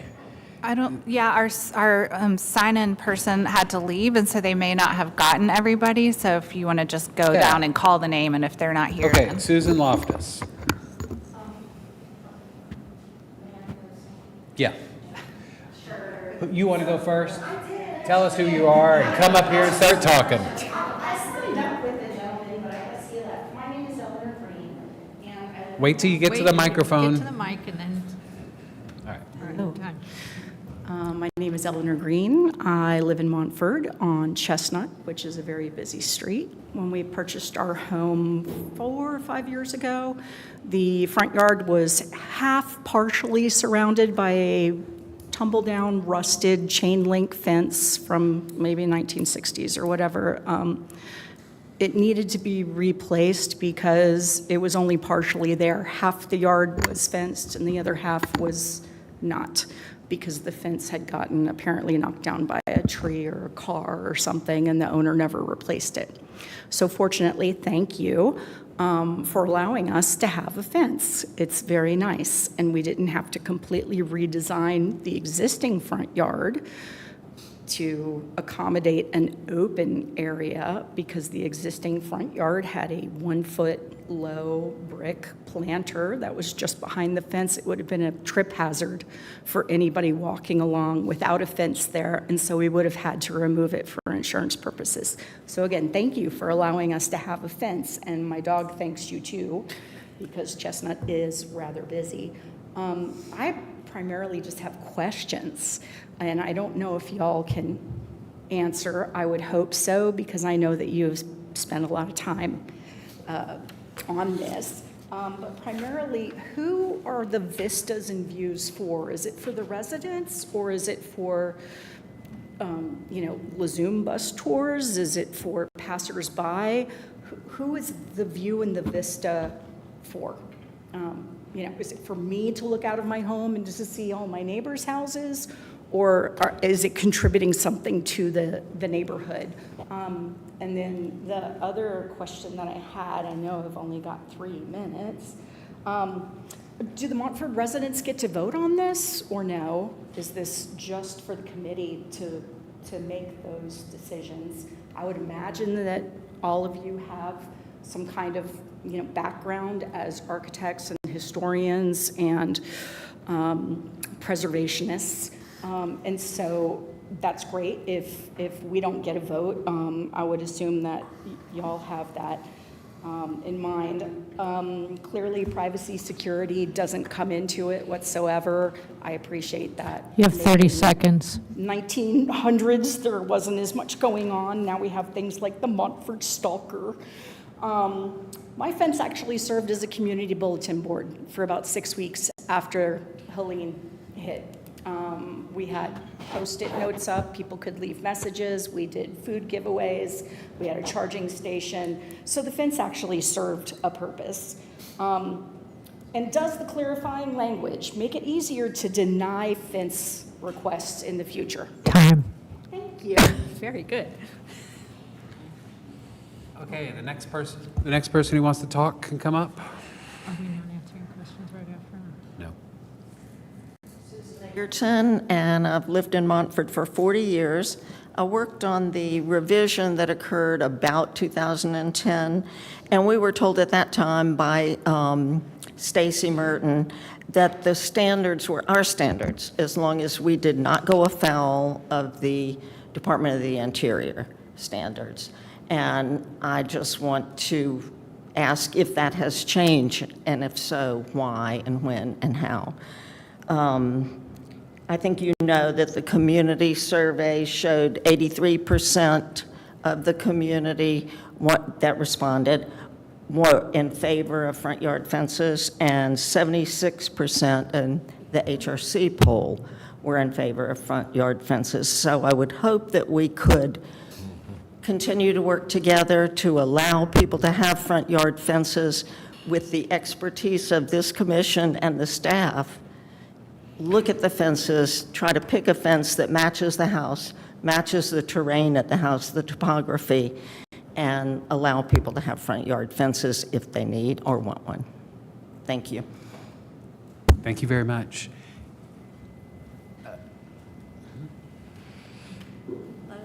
Hello, everyone. I'm Susan Loftus, and first I wanted to say thank you for all the time and energy and effort that you've put in reviewing our proposed revisions. And I'm here mainly to speak about the fencing proposal. I hope that we can all look a little bit ecologically, as I do, with some adaptive reuse in our minds, because I think from my experience in training back in the 70s, I don't think it's changed that much, that for adaptive reuse, that's the stability of any preservation project. And so when I see the train station project, it gives me great deep joy to know that it's going to have another life and be preserved. So ecologically, if you're a plant material ecosystem, you're going to evolve over time. You're going to have to in order to be sustainable. Well, the same thing is true of a historic community. If we don't adapt to the sociological changes and needs of the community, then the sustainability of that community is at risk. And I just hope that we can think adaptive reuse. We have changing needs in our community. We have needs for security and safety in our front yards. And we have, as Susan said, strong requests to this commission to make the front yard fencing regulations more lenient and not more strict. And I think in the verbiage that I read, you took out the strongly discouraged section of the fencing description, which I appreciate because I had objected to putting the word strongly in it originally when it was changed 8 years ago, I think. But if we are going to also put in a caveat about side and rear fencing as having some impact on whether or not people can get their front yard approved, I strongly request that you reconsider that, because it actually makes it more stringent and difficult for us than it was before we ever started this process. So I thank you for that consideration, and we certainly look forward to more and more interaction within the M&A with our board meetings and our full meetings. We'd love to have more and more continued education such as you're planning right now. Thank you. Paul? Yeah, I changed my mind. I thought you did. We're not that scary. I'm somewhat naive on the subject, although Rob is my... Introduce yourself first and then... Paul Templeton. Okay. Paul Templeton. I've lived in Montford for 6 years, so not a lot of history here, but we've lived through the Northeast, and when we got here, I fell in love with it. I did think the fence situation was peculiar right off the bat, and have continued to think that. people clearly have great pride in their properties. Many would choose not to have fences, and I would include myself, but those who would want to have fences seem like they should be able to. I'd never been to one of your meetings before, but I take it that a person putting up a fence, if something were to change, would have to meet the boundaries, guidelines, aesthetic standards of the. So, understanding that the fences that are there kind of not that great, that not that many people are going to want to add fences. Those who want to add fences will do it either for safety reasons or for aesthetic reasons, but will certainly have to go through hoops that would be, acceptable and I think do well for the community. So I would suggest that that folks could have fences. Thank you very much. Anybody else to speak on this? If not, I'm going to close the floor for public comment. And Would I be able to ask them a question, Will? probably not. Okay. I think. Lawyers say no. Okay. Legislative session, so we don't have to swear anyone in. Okay. And so if you want to gather and collect information, arguably that would be appropriate. Ask your question. I wanted to ask the members of Montford if they think that more time would be needed for this issue. Do they feel like people in the neighborhood need more time?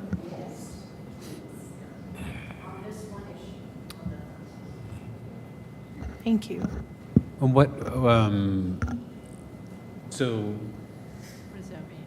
the four people in this room would like more time?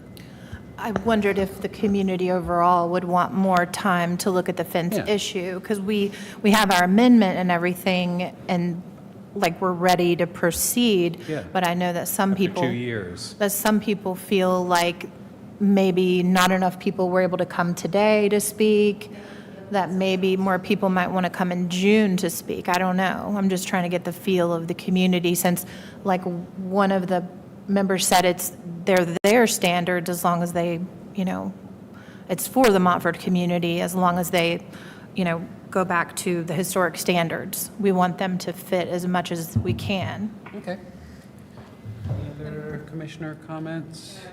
I did that. So I'm in favor, I think, of letting there be more time. I just want to have an idea of how is that going to change anything, because it seems like they want more time to have input.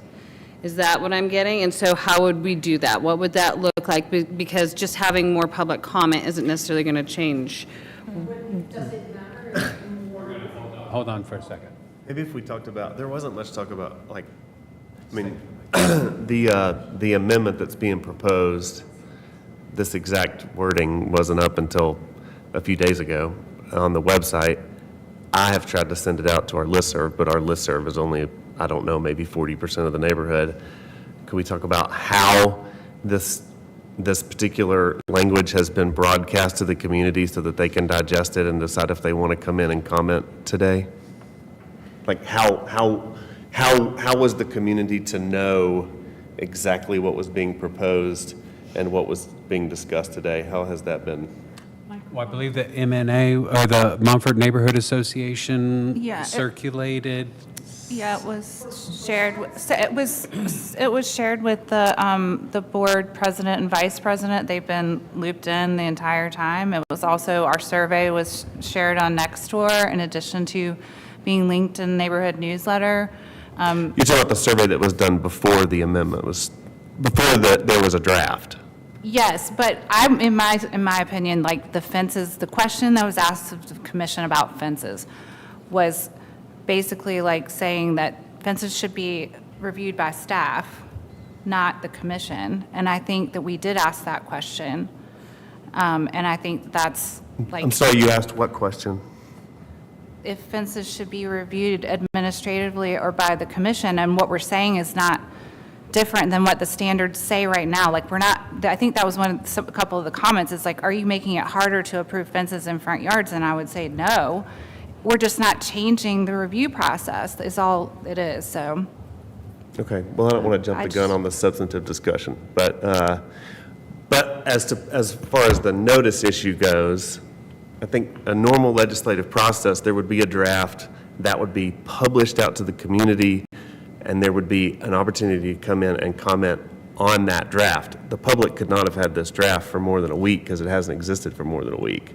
And no draft on the fence issue has existed since before April. I mean, the very first draft that was shared with any commissioner in my time here was the afternoon before that April work session. Is that wrong? I mean, I guess I would just say that we do the best we can in terms of the channels that we have as city staff to engage folks. We can't get to every single property owner in a neighborhood. It's just not possible. Absolutely so not. We went the channels that we did, and the materials were posted on our website at least a week ago. I don't remember the exact day that they were posted, but all of these materials are available on our website. And we did let them know that this was going to be scheduled for this hearing date. So My suggestion would be just that a week with the draft is not enough either for the commission members or for the public to digest what is being proposed, what the effect will be, and how they feel about it. So the effect, So there I won't be a would- change, right? my- And that's probably the issue, is there's not a change. Well, I would not say that this draft is no change. I would say this draft will be used to reject more fences that come before the commission. Because it introduces this concept that new front fences may be, are less likely to be appropriate if somebody has back or side yard areas that can be fenced, as Mrs. Loftus was mentioning. And so for people who are looking for a way, not only will it still be a major work, not only will people still have to, but we've still got this language that says, for example, wooden fences in front yards were not traditional and may not be appropriate for prominent historic properties. That's still in paragraph 7. We've still got the language, we've added this new language above that sort of takes the historic register nomination and suggests that it's, that there's something in there that is anti-fence, so it kind of builds in this perspective that there's something inappropriate. And then it says, it reserves our right to reject new fences, and then says, and we'll, especially if there's a front or back, a side yard or backyard option. So, yeah, I mean, if there's not even an agreement on the commission about whether we are or are not making it more restrictive, then we definitely need more time so that people can study the what's there. I mean, and comment on it. And the community members who have the most at stake. And this is the one area that I can think of where we are regulating a life safety issue. We are saying, this thing that you want, that you feel is necessary for the safety of you or your child or your demented parent or your dog, we are going to tell you whether you can or cannot do this. That's the only thing we do, and this is our largest neighborhood. It's 85% of our applications. And we're about to vote, or the suggestion is that we will vote on that most critical issue after having a draft to review for a week. Okay, we heard that part. So you're for kicking it a month? I am. And the goal of that is to change copy? Well, I proposed a different draft back in February. But we're bringing this same thing in a month from now, that more people, you feel like, haven't had time to digest it. I feel like both. If that's a yes or no? Yes. Okay. Correct. Any other commissioners? I would just say that, I have been here the entire time that this was presented to the commission, gone through everything. A lot of people have not been here that entire time. it was brought to us that this, for front yard fences, to be brought down to a minor work level. That was what was presented to us. And that's just not possible with how, from every home just being subjective. And that's the point of a minor work versus major work, is that minor work cannot be subjective. And so, you know, all that we did was really kind of go through what was being asked, and they're strongly discouraged is no longer in there, because then you are insinuating that there's discouragement of front yard fences. That was taken out of the standards, which is really what the neighborhood has said, that is so subjective, and has asked for that to no longer be in there. That's no longer in there. It's giving more clarity as to, if you're coming to the HRC, what might be behind the decision. If you have a very large side or rear yard, that for some people, they're wanting the yards for their pets and to be able to roam outside. If you have a large side and rear yard that can be fenced, then you don't need a front yard too. I'm just saying, if that's the only reason. There's so many reasons people want front yard fences, and those are considered when you're coming to the HRC. This is just giving people more clarity as to where the decision is coming from, which was asked, give more clarity of these decisions that are being made. So that, you know, if we're just talking about what was asked by the neighborhood and what was actually answered, versus us completely redoing the entire standard, which was not what was asked of us. You're right. Sorry. I don't think we're going back and forth. We're just, each commissioner is going to kind of speak, then we can come back. Yeah, if somebody wants to talk, I'm happy to. Hans, do you have a thought on this? Yeah, I'd kind of just like to echo what Commissioner Gorman said, except for that I've only been on the commission for 10 months, and my first time sinking my teeth into this issue was last month. I had come before us maybe two other times, but just reading the initial language and then reading what they have proposed, it does, my initial interpretation is that it's a relaxation of the language. Also, the neighborhood, especially Western North Carolina neighborhoods, are defined by vistas. All streets are public, and so the vistas need to be preserved, and if there is an opportunity to preserve that vista, we should lean on that. That's all I'm saying. That's all I'm saying. Please. We've closed, we're going to close the, well, we've heard from the input right now, and then we're discussing amongst ourselves on how to move forward. Right. So, Commissioner Moxley? I'll keep it short. I agree with what Commissioner Gorman said, underline, exclamation point. I think from the historian here, one of the things that I think is valuable about keeping this with the 12 of us is we have a variety of expertise. We actually really care about your neighborhood, and we want it to be as beautiful as it can, and we want to hear every single proposal for a fence so that you have group wisdom here. And that's really the intention of keeping it the way it is and relaxing the language a little bit. We're not saying no. We are trying to maintain your neighborhood as a historic thing, and we really want to support that. And we all have different thoughts about it, and that's why we try to come to a place. That's why I think it's better for 12 people to make these decisions than one.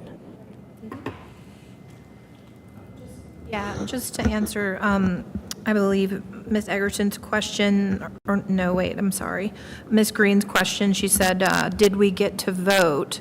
And you guys didn't necessarily get to vote on it. There was the Montford survey that was sent out, and then the HRC survey that was sent out about fences.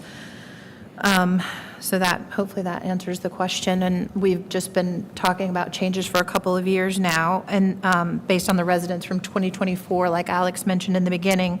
And then you also said, does the language make it easier to deny requests in the future?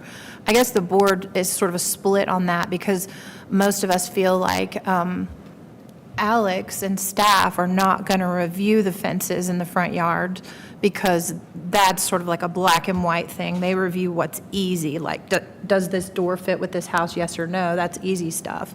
But then when something is subjective, it has to come before the whole board.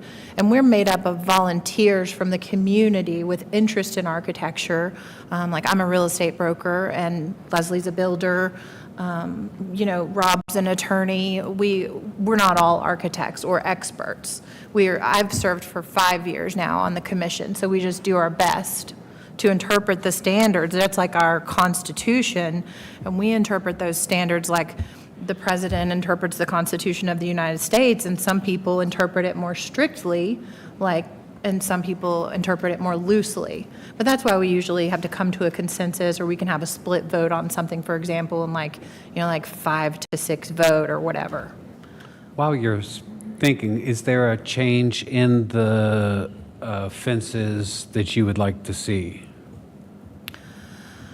I think it's just a matter of time. I think that we all feel on the commission, most of us feel like we've spent a lot of time on it, but I think that maybe the neighborhood doesn't fully feel integrated into the process, and maybe the notice hasn't gotten out as much as we would like it to. Yeah, I don't think we're ever going to get to 100% like staff Right. said, and the information's out there for those who want to find out. Yeah. Like the folks who came in today, and I think that it's admirable that they came in and are representing a larger group. And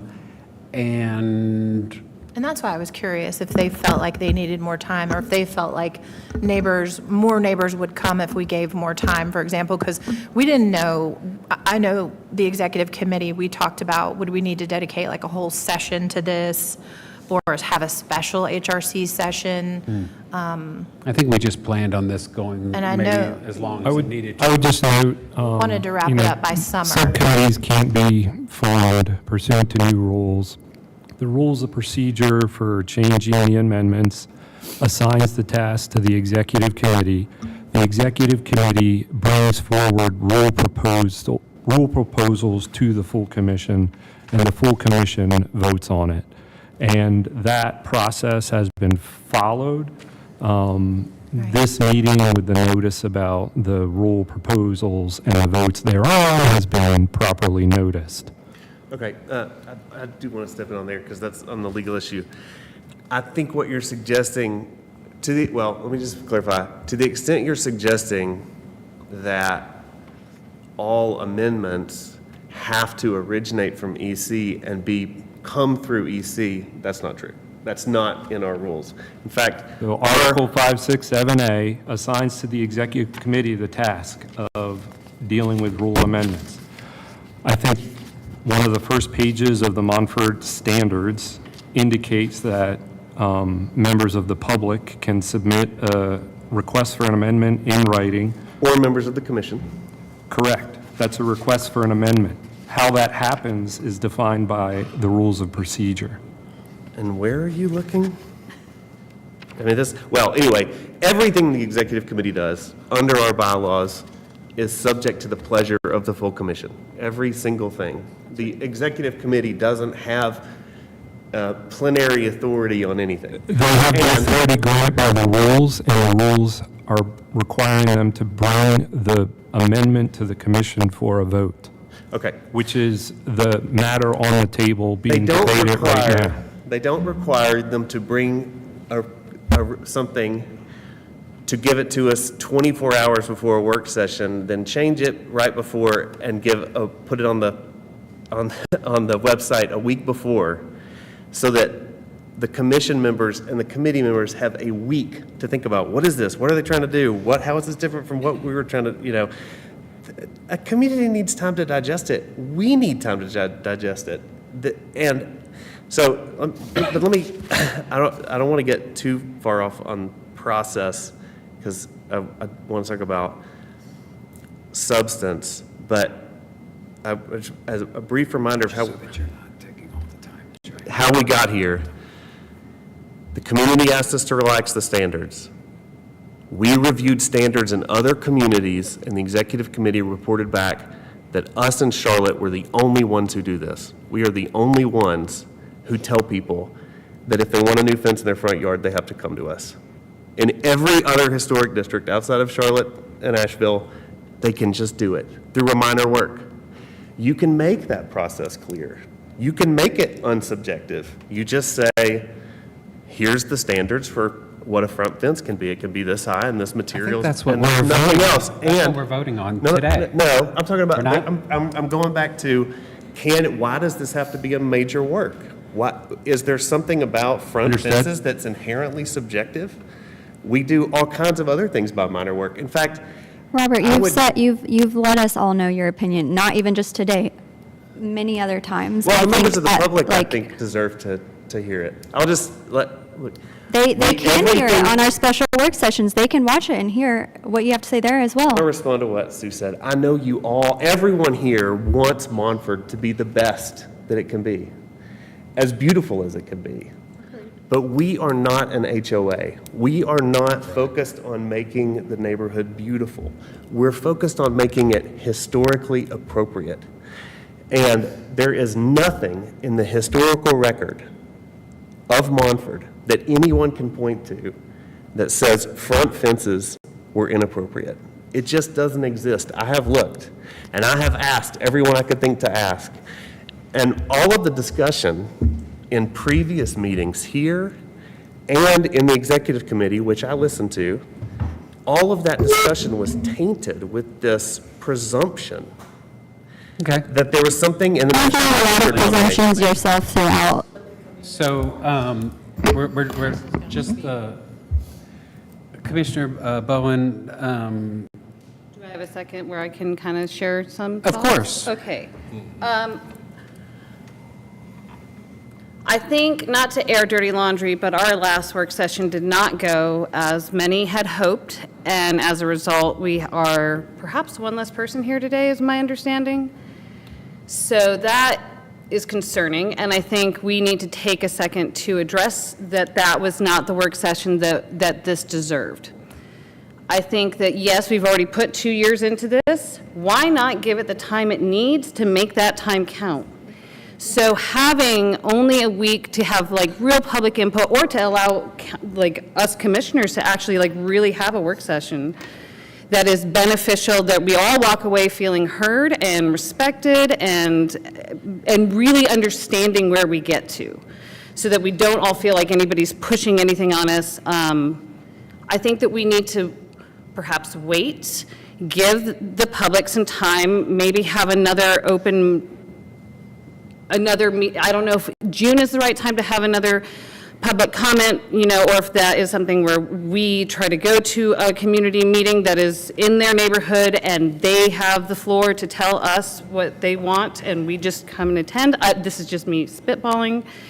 I think that we need another work session, and I think that we deserve to maybe do it in person, because I feel like we are a better group in person than we are online, as far as being able to have the ability to share and feel accomplished. Gotcha.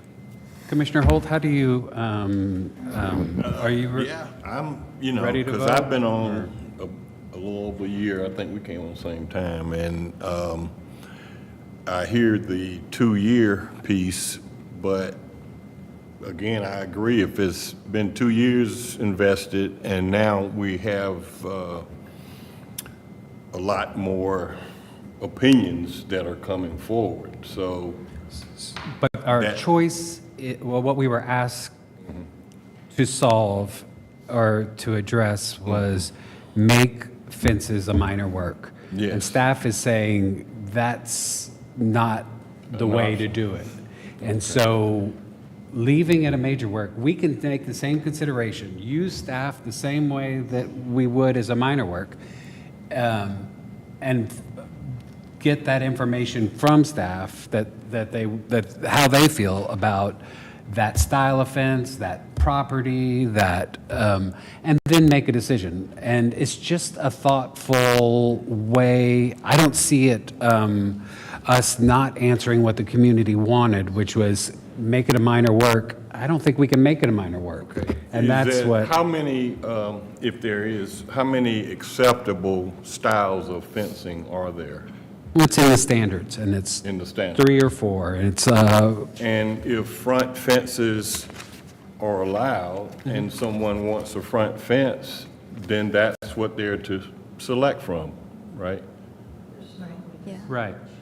And if they want something different, then that's what should come before and is a case-by-case basis? Is that? Well, I think you could say that there, if you wanted to put a picket fence in front of,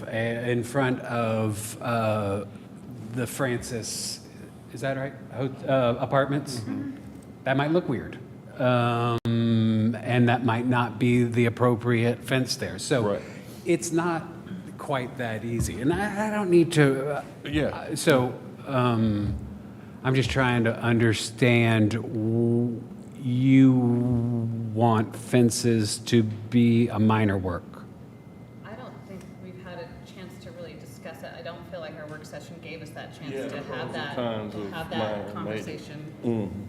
I'm personally in favor of it staying before us and not staff, but I think we need to talk it out more. Commissioner Humphrey? All right, we got it. I just want to clarify really quick before Janice jumps in, if you can't hear have you. comments you want to offer, that Commissioner Roberts had to resign from the commission. It was unrelated to our work session, but he's the only member that was at the work session. Thank you for addressing that, because that has not been the rumor. Could I ask a quick, how many commissioners were on the board, you know, when this came up, you know? I mean. How many? Yeah. No, Or- on yeah. the commission. Have been. Do you mean at least 2 years? Well, yeah, no. What I'm saying, we've been working on it for 2 years. Others have been working on it for 2 years. And I guess there's about 4 or 5 of us that weren't on the commission when this began. Is that correct, roughly? I don't know. I don't know if it matters, honestly, because even if, I think that, honestly, it doesn't matter if we support major or minor work right now. This is theirs. This is theirs. Right. And they need more time to look at it and have feedback, and we have the responsibility as well. I didn't hear that from them. I heard it from you. I heard it from a commissioner. I And did maybe hear it from commissioners him. need more time. Well, with no, it I think and not- we asked. She specifically said You only had Okay. 3 minutes. that these, yeah, I forget which one said it, but maybe Miss Egerton, there are standards as long as they Right. comply with the Department of Interior. And that's what they were told, you know, years ago when they were amended, and that's how the community perceives it, and that's the correct. True. I'm in a historic Perception? district. I understand completely. But they haven't had a chance to actually see like what the draft is and have a conversation with us about, does that meet their needs? I don't know if that's And- true. And if we are trying to make an argument that it does stay a major work, we have the responsibility to communicate to them why, and not like in this setting necessarily. But also why a major work is probably better, because they're not Yes. getting just a yes or no. It's not a black or Yes. white. It's going to come before the commission, and they have You're an having a opportunity better chance actually to getting it through. serve, yeah, to, you know, Ms. present Ashley, do evidence you and have everything. something? Yes, and I apologize. I'm usually here, and I had to be a little bit late, but I also serve as a legal advisor to the HRC. What I'm hearing, I think there's a fundamental misunderstanding about what the process is, or maybe just not clear understanding of how we don't always do legislative processes. This is legislative. So people can speak, but many people watch city council and know that you can speak and say what you want. You have 3 minutes, but you don't get to. And you might ask questions of the council, but the council does not go one by one through. So that's when there's time to answer, or usually the chair might write down and try to answer the questions. So just so that the citizens know that it's not a typical thing to have a back and forth question, especially once public comment is closed. But the real process thing that I think is misunderstood, it almost seems like what we're hearing is it's our standards And these standards could almost be like, well, let's figure out which fence goes. These standards were grounded when this historic district was created. And they don't just change with the changing needs. There were some times, for example, years ago, we didn't have solar panels. We didn't have accessibility requirements. So the standards did have to adapt to try to accommodate those. But if the originating nomination for this historic district, not just the interior standards, for this historic district, Montford, says that fences were not, and it's written in now, emphasized in the edits or the amendment, that this comes from that originating document, and it says that fences were not typically found in the front yards. That's why I just want to say you can't just pick and choose the history that's already been created. I'm so glad you brought that up, because I was hoping to get around to that. Because just as I was cut off earlier, I was starting to say that the discussion in the past has been, including the executive committee meetings that I've listened to, all the discussion is under this presumption. It's like medieval astrologers trying to figure out how long it takes for the sun to get around the earth, you know.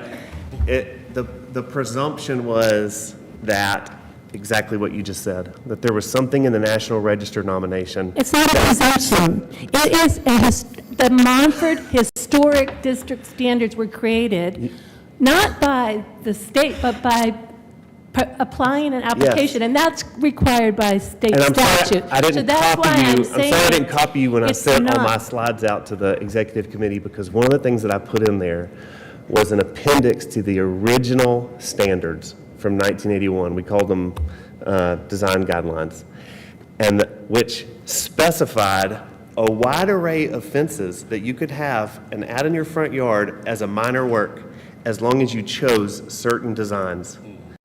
Now, when we had a discussion about that, so the original standards, the ones that were passed the closest to this National Register nomination, they said, and well, I don't have it in front of me, wooden fences are appropriate for most houses in Montford, and had these designs that as long as you picked one of those, you got it. And one of the things that came up at the November work session was, it was represented that was the opposite, that the original standards were very strict on standards, and Commissioner Oliver had the suggestion, well, let's look at the original standards. Can't the commissioners get that? And so I did get a copy of them, and that's what they said. They said that nothing, the only thing that they were trying to get rid of was chain link. That was their only target. And I think that you should present what you want, like, as it's written. If a commissioner wants to make an amendment, then you make an amendment. The amendment that came from the neighborhood is to make fences minor work, and that is what we are discussing. That is not what came from the community. That would be the effect of it, but what came from the community was, let us have more front fences. Take out this language that says they're strongly discouraged. And but we reserve the power to reject them, especially if you can have a backyard or side yard fence, which misses the point entirely. Well, if there is then if you need more time, it's for the commissioners to educate themselves on this point. If you want to look at old standards. Now, I have seen your emails, but I guess I thought even if the standards had said that at one time, there must have been a reason that they got changed. What I'm talking about is the original nominating report that may have, said what now we're saying it says, it's that fences were not. Not the standards, but the nominating report. So let's, maybe everybody. Into the record if you want. I'm just trying to clarify though, but because it does start to be this conversation of, well, we need it for a reason that is not a reason that this commission has the ability to. To kind of piggyback off of what Commissioner Mays is saying, he has done his own research, And he shared that with us, and so we're allowed to read that, obviously. And by his standards, by his research, Montford, it's a fallacy of history. And like, there's a lot of fallacy of history. There is. The revisionist history is not a bad thing. It's good to revise history as more information comes to light. When this information was put into power in the 80s, there wasn't an ability to do research the way that there's today. So a lot more information has come to view. According to this commissioner and his research, there are fences in early Montford. And I haven't had a chance to look. I haven't had the chance as a commissioner to be like, maybe we need to re-examine that. Maybe fences are part of the original historic nature. There is more information now. But I don't know. I have not had that chance. We haven't been given the time. So by reviewing fence applications, wouldn't that allow you to process better what Oh, I'm comes still into the in favor, neighborhood? but I think that for money reasons, we need to look at this amendment still. I am still in favor, as of this moment, of it being a major work. But I do agree that there needs to be a consideration of time to look at this. Maybe there is more we can do, Do you have a motion? that we have more time. I don't know how Is to there a word that. second? Mr. Chairman, I would move that we continue the discussion of the I'm proposed. asking if there's a second for the motion that we have right now. Oh, that's a motion. I don't know that that is a real motion. I didn't actually say that. There's a motion on the table. That motion can be debated. I think the motion to have more time, that's what the discussion needs to be limited to. You want to set to a time standard too. I mean, often you give yourself a time. Yeah, and that's what I was trying to bring into the discussion is like, do we need to have more time with the community? Do we need to have more time with it ourselves as a full commission and not just the executive committee, which has done great work, but I think we as commissioners need more time on the whole. So what does that look like? Do we need another work session? Do we need to have a community session? I'm not sure what that looks like. I would like to hear more from the other commissioners on what they think that might look like.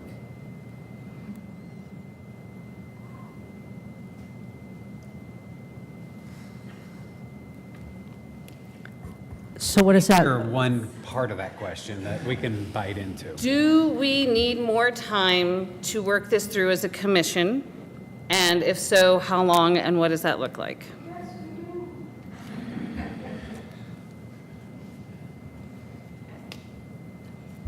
Do we need to take a vote on another work session?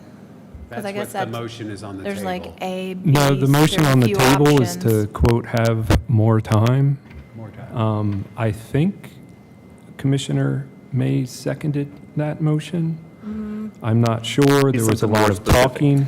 Yeah, I mean, I didn't actually like say I make a motion, Commissioner, Yes, Well, how about I'll make a motion, and you can decide if you want to second it. that, okay, sounds good. Can I Are we allowed please to- say hold that on, you hold should separate out the other amendments from the fences? If you're getting hung up on the fences, Yes. because there are We people can waiting to move submit that forward, I applications feel for the like. other, for the additions. Yeah. Mr. Chairman, oh, sorry. I'm sorry. I just wanted to acknowledge that. Has it been acknowledged on the record that they originally wanted fences examined, additions examined, and solar examined, and windows and doors examined? And then we decided to only do fences and additions. I guess the community's like aware of that. That was, And the right, that reasoning was- behind it? That was shared out long ago at the Yeah. work session in November, so. Okay. Mr. Chairman, I do have a motion on the proposed amendments to the Montford Design Standards. As to the proposed amendment for pages 36 through 37, fences and walls of the Montford Design Standards, my motion would be that we continue this matter until the July session and schedule a work session for the commission in June. I think the actual timing might be staff. I would note that the commissioners can't assign work to staff, so assigning a special work session is not authority that the commission has. So your motion, Maybe- a friendly amendment Explain to that your more. We motion don't- might be to explore it more and leave it open-ended to staff to, Define the time frame. We cannot, as a commission, decide to meet and have a special session without the consent of staff? Is that the? I think it's based on how her work schedule is so that it fits in, so we're not dictating her. She's got a lot of things on the plate. Sure, I appreciate that. So that's the issue. And can we not meet without staff? No. I mean, we are. Without satisfying public notice requirements. Okay, so. And that takes staff because you have to have a public hearing if you're all together deliberating about something. So special sessions do take more staff time.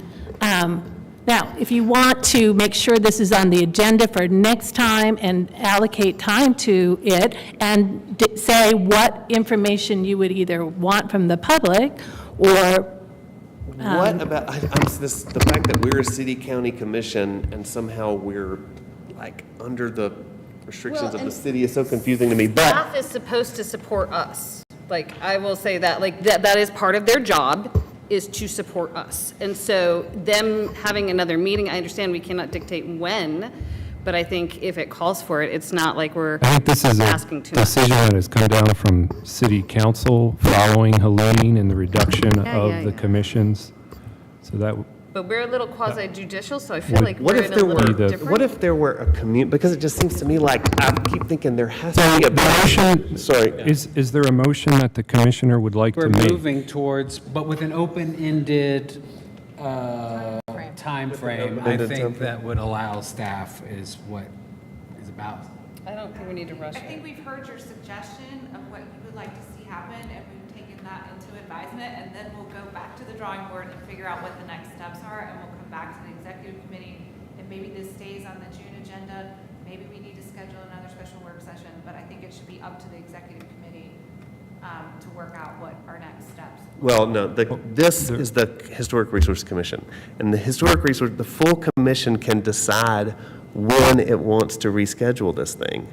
That isn't something we have to kick back to the executive Any commission acts as a whole, and if there is a motion that is made, that can be voted on by the commission. Okay.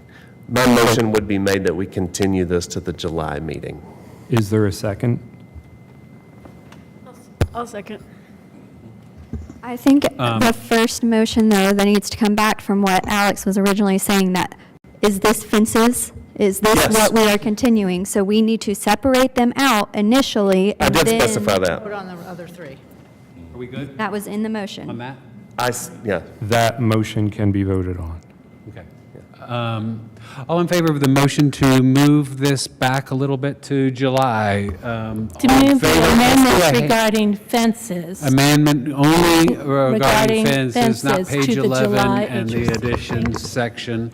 And we'll do a hand vote. All in favor of Mr. May's amendment, please raise your hand. All opposed? Okay. Is it 5 to 5? No. So we're gonna, so it passes, the 5 to 5, it fails. 5 to 4. 5 to 4, I'm sorry, I couldn't count everybody. Okay, 5 to so it 4. passes. So the motion carries. The next part of this is approving the changes to the front. Yeah. For additions, solar panels. No, just additions and page 11. Oh, okay, I'm sorry. Page 11, I propose a motion for number 11, page 11 and page 88. As amended, to be adopted, I guess, something like that. Is there a second? Second.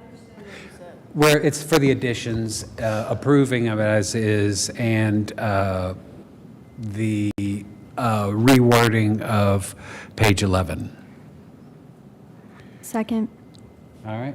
All in favor, raise your hand.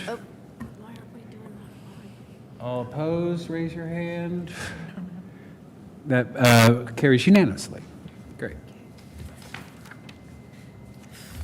All right, we have one more business item for executive. Thank you all for coming in and Stay tuned.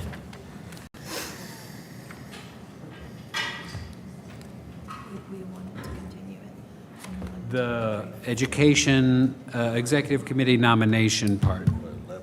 Cecil, we're on. Mr. Holt? We're on. I'm sorry, I didn't hear. Okay, so we have new officers to propose. Yeah. Okay. We have Celeste Gorman as chair, and Amy as vice chair, and Shannon as second vice chair, and Hans as third vice chair. That's our proposed slate of officers. Are we allowed to nominate other people? Yeah. Yeah, I nominate Commissioner Leslie and Commissioner Robb to be vice chairs.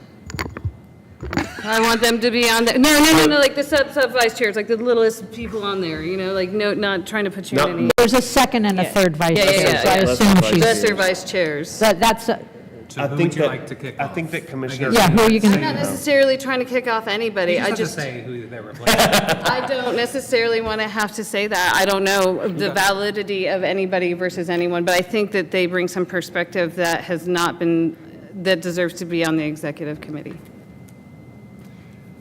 Okay, so now what? So without. And it doesn't necessarily mean both of One them have to go. nomination at a time. So you have your nomination, if somebody wants to second, and then you can get voted, and then you can have an alternate nomination. So what, is there a second on Commissioner Oliva's nomination slate and Commissioner Holt's nomination slate?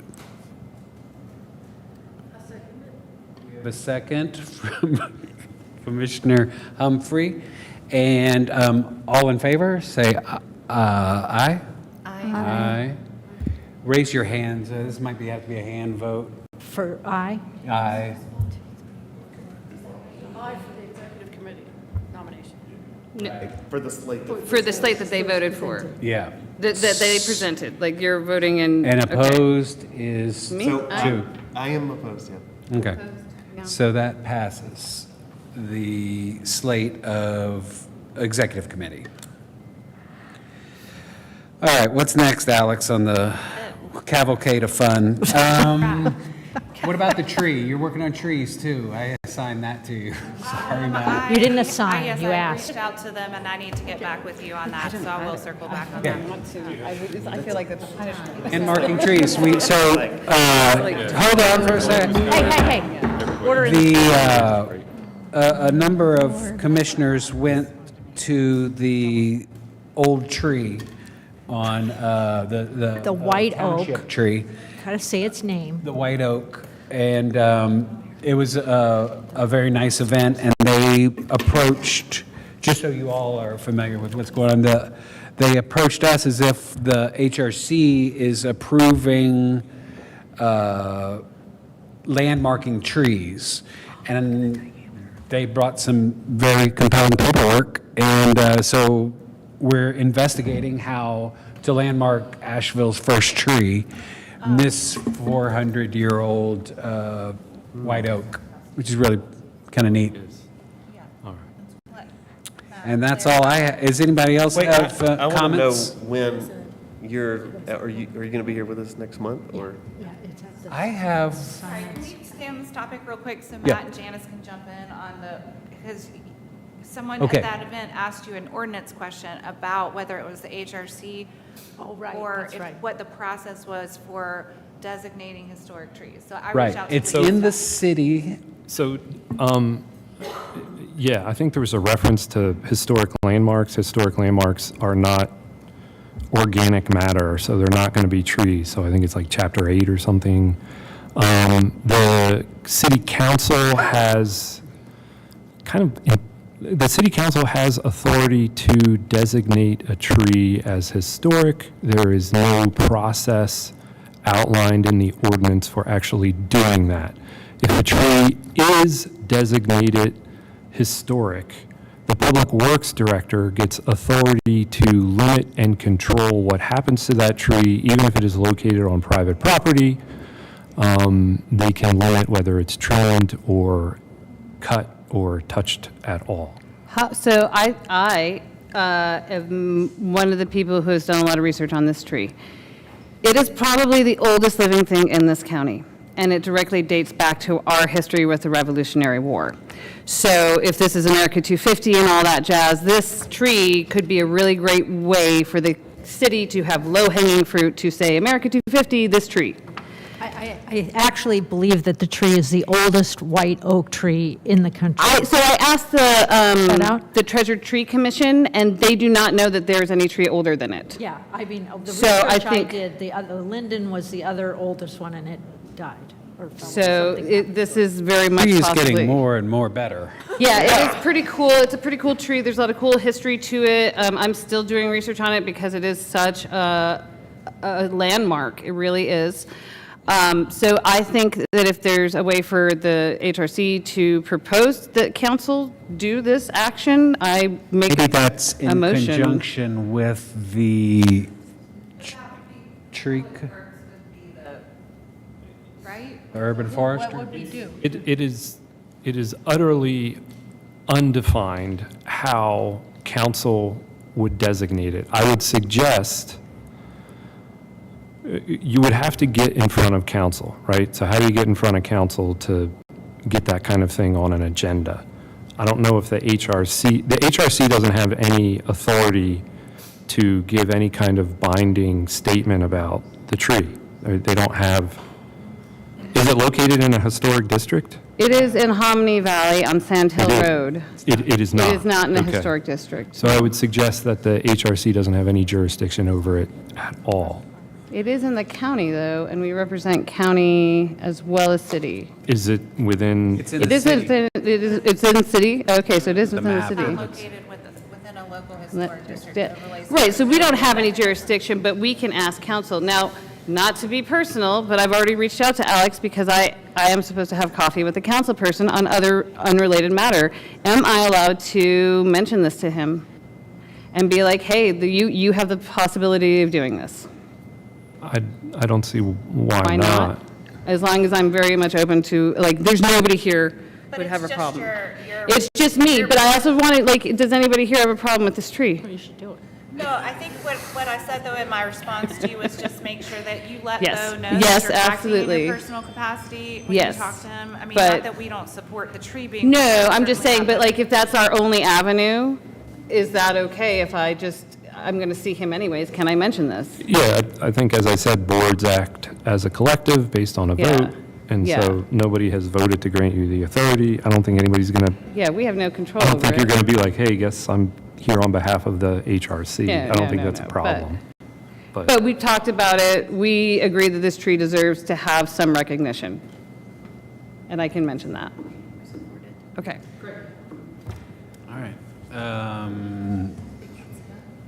To end the meeting? If I may, wait, so the chairman, his term is expiring, no?